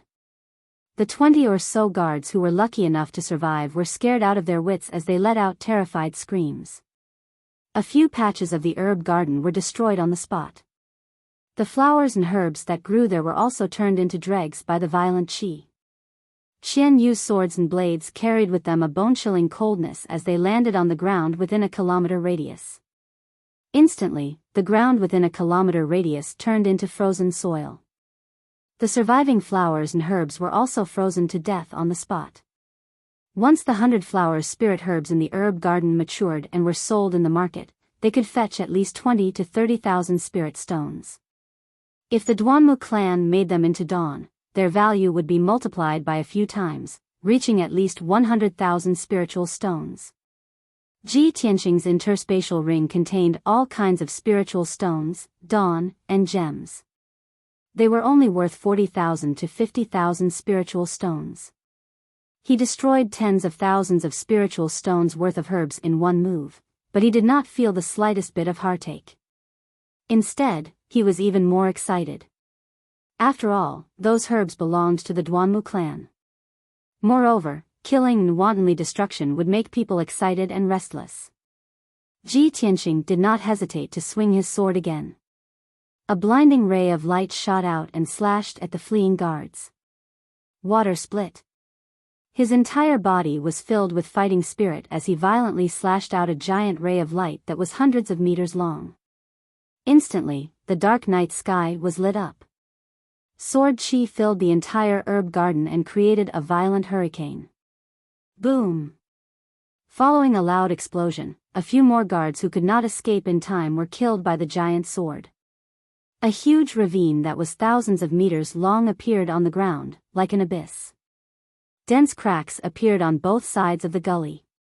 Dozens of patches of the herb garden were affected and turned into ruins. The violent shockwave swept across and crushed all the flowers and herbs on the ground into pieces, destroying them on the spot. Ji Tianxing let go of the black dragon's sword and allowed it to transform back into its original form as it destroyed the herb garden with Qian Yu. Roar! The little black dragon let out a high-pitched dragon roar and immediately transformed into a 30-meter-long black dragon that danced in the sky. It and Qian Yu worked together to cast a spell and gathered all the spiritual qi in the herb garden to form a black cloud that covered the sky. Moving clouds and summoning rain, ice blade and frost sword. Within the rolling dark clouds, tens of thousands of icy blue water droplets condensed, transforming into countless ice blades and frost swords that poured down like a torrential downpour. Instantly, the ground was riddled with holes by the ice blades and frost swords. Numerous craters and cracks appeared. Millions of spiritual herbs and flowers were minced into pieces by the ice blades and frost swords. They were frozen into powder and scattered in the ruins. The little black dragon and Xian Yu were having a great time playing, and they were even using their arts to slowly move the dark clouds in the night sky. Wherever the dark clouds passed by, frost and swords would rain down, destroying every inch of land. Ji Tianqing didn't stop either. Standing in the night sky, he waved his palms and used the secret technique of the Tianqing 5 extremes. Large balls of earthy yellow light surged in his palms. He was communicating with the heavens and earth, controlling the earth elemental power within 100 miles. As he used the secret technique, the night sky around him constantly gathered dark yellow light of spirit qi. After 100 breaths of time, with him as the center, the night sky for 10 miles around him had become a dusky yellow zone. Finally, Ji Tianqing had accumulated the earth elemental power to the limit, reaching the peak of his control. With a roar like a great bell, he fiercely waved his palms and slammed them into the earth beneath his feet. Yellow sky, thick earth, I grasp the universe. Heaven overturning earth, earth turns to stone. At that moment, the dusky yellow light in a 10-mile radius crashed into the earth like a mountain peak. Rumble. A thunderous boom that shook the highest heavens exploded, fiercely reverberating through the herb garden. The sound waves were as vigorous as thunder, causing the medicinal garden's defensive array to shake incessantly. As for the earth beneath his feet, it underwent a heaven-shaking transformation that left one flabbergasted. The dark brown earth began to ripple like the surface of the sea. The herb garden on the ground completely collapsed, and the earth mixed with hundreds of flowers and herbs sank into the ground. The earth from the ground surged up, covering everything on the ground. The earth converged into a dark brown wave of earth, crazily tumbling and rolling. With the earth beneath his feet as the center, it spread out in all directions. In a short 100 breaths of time, the earth for dozens of miles had been overturned. Thousands of herb gardens that cultivated herbs had been completely destroyed. Hundreds of millions of spirit flowers and herbs had been crushed into dregs, mixed with the earth, and buried deep underground. Then, the fertile earth condensed into a black stone that covered dozens of miles of land. Half an incense stick of time ago, the area of 50 to 60 miles had been a colorful and fragrant herb garden with hundreds of flowers in full bloom. But now, this area had become uneven, covered with cold black stones and cracks. It was like a broken desert, incomparably desolate, without a single blade of grass growing. The herb garden guards that had rushed over from all directions witnessed this scene with their own eyes. They were all shocked, speechless. At this moment, in the night sky at the entrance of the herb garden, several beams of true essence light shot out like a stream of light. Within those beams of light, there was a figure of a powerful cultivator, emitting an overwhelming aura and murderous intent. They were extremely fast. After a short while, they had rushed to the center of the herb garden and surrounded Ji Tianqing. There were 4 powerful cultivators in total. All of them were at the 5th or 6th level of Sky Origin stage, wearing the same cyan robe. Without a doubt, these 4 powerful cultivators were the 4 leaders of the herb garden guards. They scattered in 4 directions, surrounding Ji Tianqing in the middle, keeping a distance of 1,000 meters from him. When they saw the changes on the ground, and saw that half of the herb garden had been destroyed, they were furious and roared in anger. "How dare you! How dare you destroy the herb garden? Bastard, no matter who you are, you will die a horrible death tonight. You damned little bastard, your death is not to be regretted. I will cut you into 1,000 pieces and put you to death." As the 4 leaders roared in anger, they drew out their swords and sabers. Their murderous intent shot up to the sky.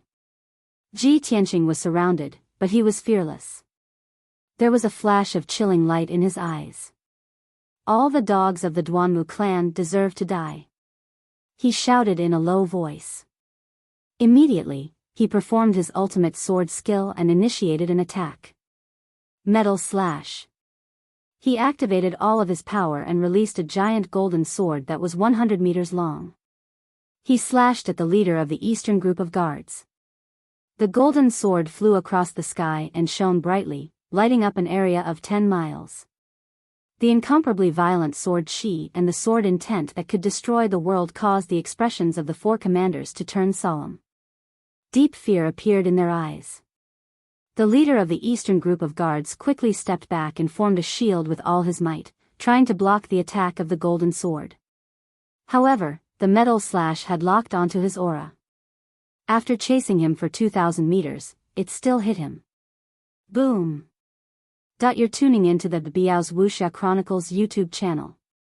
Don't forget to subscribe and join us on this journey to catch the most captivating stories.